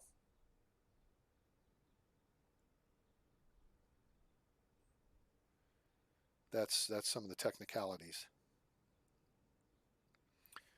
But some of the fun here of trying to come up with a micro airport design that basically says, hey, we did this on the absolute minimum budget possible, and can you, what can you get in for under, $100,000? Now the smart play here, and this, okay, for those of you paying attention who maybe haven't tried my scenario Amarillo by Morning yet, available now on the Steam Workshop. There's a trick here. All these airlines, right? You sign up a flight. So let's say we take this Dash 8, which will carry 50 packs. You don't want the 1900s. Forget those. Don't take anything smaller than a Dash 8, because that's 50 packs at least. If you can get an E195, I'd start with E195s. See, here's 2 of them, because that's 90 packs. Or 70, no. E195s are 90 packs, yes. CRJs are 75. Dash 8's 50, CRJ's 75. E195 is 90 packs. But then you go to 7.3s, and that's 140, so that's 50 more. So essentially 2 of these aircraft is 280 packs. 3 of these is 270 packs, right? So your flight costs, are going to be similar. The problem, you're going to need more time on the gate for this many packs. You can turn these aircraft quicker. At 90 packs, you can turn them in under an hour. Now with this setup, it may take right at an hour. It depends on how many, if they're full, and how long it takes them to get through security. Right? Does that make sense? So, so if you can get E195s, then go with the E195. You get 90 packs, so you'll turn the aircraft quicker. Here you got 737s. Again, I don't think you can handle 737s, which is the 1 security line. Here's Dash 8s and CRJs and 7.3s. If you can get CRJs before a Dash 8. But if all you can get are Dash 8s, then get Dash 8s. But now, Juno Connect will pay us $2,800 to sign up a flight. Aerotime, $2,500. A Forward Air, $2,800. Pacific, $2,600. Cheap bastards. Union Air, hey, now we're cooking, $3,000. But they're only offering us prop jobs, and one of those is a $1,900. You don't want that. So there's $9,000 for those 3 Dash 8s. But we'd really prefer jets. E195s for $3,100. We can get 3 of those. So now we've almost doubled the seats on one flight. And we've made more money signing them up. But let's see who else is on here. Aerostar, they're not offering any flights, although they will pay you $3,400 a flight. Atlantic International, $3,700. They have Embraer 195s. There's 3 of them. Very nice. Making more cash up front. Huh. What am I not seeing here? Oh, Lernyville Air.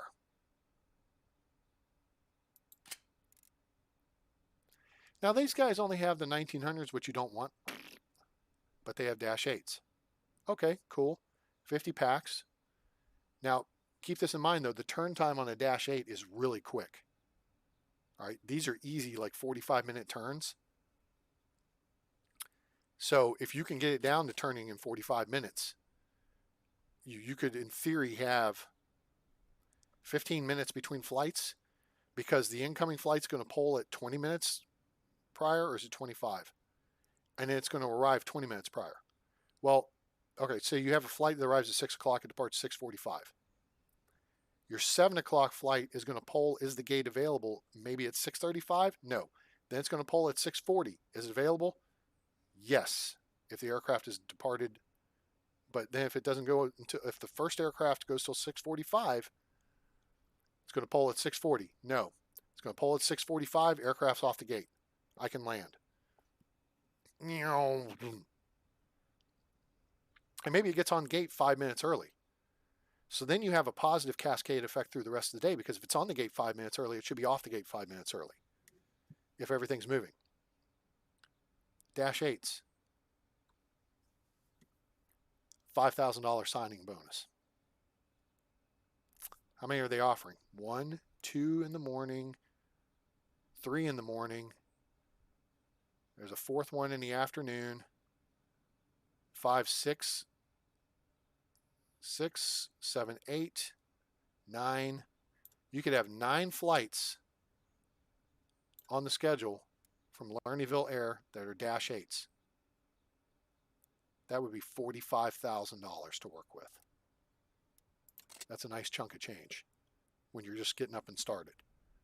So Lernyville Air, plus there's a signing bonus of another $12,500. Although I don't know if that's the contract or if that's if you just book the flight. All right, so what do we got here? $34,779. Yeah, we got $5,000. So that contract, that signing bonus may be if you sign a contract with them. But the trick is this. Termination fee is double the signing fee. So if you sign up a bunch of Lernyville Air flights, unless you're making bank, you aren't going to be canceling them anytime soon, because it's going to kill you financially. Because nobody else pays that kind of bonus except the big boys, which you're not going to have. I mean, if you can get SparkJet, that's great, but you can't service these aircraft. You don't have a big enough runway, don't have a big enough gate. Don't have big enough facilities for the throughput. So Lernyville Air can be your friend. The trick is, don't cancel their flights. Build another gate. Bring in, oh yeah, okay, well I've expanded. Now I got 2 security. Now I need some 7.3s. Okay, but be cognizant, if you're signing up SparkJet, you'll make back, you know, your net loss is going to be $5,000. So you signed the flight up for $5,000. If you cancel the flight, that's $10,000. So now you're $5,000 in the hole. If you then sign say a SparkJet flight, to replace it, you'll actually be $3,000 up because it's a $8,000 signing bonus. But see, they're not offering any. So drop back and punt to Atlantic International, who does have airplanes you can fly. There you'll be 700 up. Well, no, you won't be 700 up. You'll only be 1,300 down because you would have made a $5,000 bonus and a $3,700 bonus. That's $8,700, but you lost $10,000 by canceling the first flight. So you're down $2,300. Okay? So you got to be really smart about if you're going to drop these flights. You can have a bunch of extra cash to go from the start, and that cash can add up to the point where you can build the air traffic control tower, and then you could run maybe 15 of those flights a day. Hell, if you run as many as you can. But the key there is going to be to build a second gate, add additional security line, because if you have 2 security lines, then you can process for 737s and A320s. So go that route. Explore the route of adding an additional gate to the airport, as opposed to canceling flights that don't make you any money, because you're canceling a flight with 50 seats to add a flight with 90 seats. It's going to take a while to make up that difference, because you figure that flight's not going to be coming in with 90 butts in the seats to start with. It's going to come in with 50 to 60. And you're going to have to earn that respect of that airline for them to start filling that airplane up. And then you'll be making the money worth for the flight. Does that make sense? Strategy stuff, guys. Okay, we're going to leave it there. So I hope everybody enjoyed the episode and appreciate you being along for the ride. Remember, make sure to get over to Discord and join us up so you can check out the other games I have in my Steam library and make a request for what you might like to see in the future. There will be more SimAirport coming. I'll probably do one of these small airports and go from there. But do go on the Steam Workshop and subscribe to Amarillo by Morning. That's my scenario I uploaded yesterday. And we already have a review from Nicholas that he said it was fun. So I looked at some of the other scenarios because I was like, oh, let me see what other people have done here and see what's interesting or not interesting about them. And I got to be honest with you guys, I wasn't terribly impressed with what I saw. I think when you see my scenario versus other people's scenarios, I put a lot of thought into it, did a lessons learned, made adjustments, and so I think it's I think you'll enjoy it, and it's not going to take forever. It's only going to take you 2 to 3 hours. Dan, I appreciate you being on board. Thank you, sir. And so yeah, I hope you enjoyed the episode. Give us a like, please. Share with your friends. Let them know about the channel. Let them know about SimAirport, now available in early access. Help us get to 1,000 viewers, 1,000 subscribers. We had 1,000 subscribers on YouTube, and you will get a face reveal from me.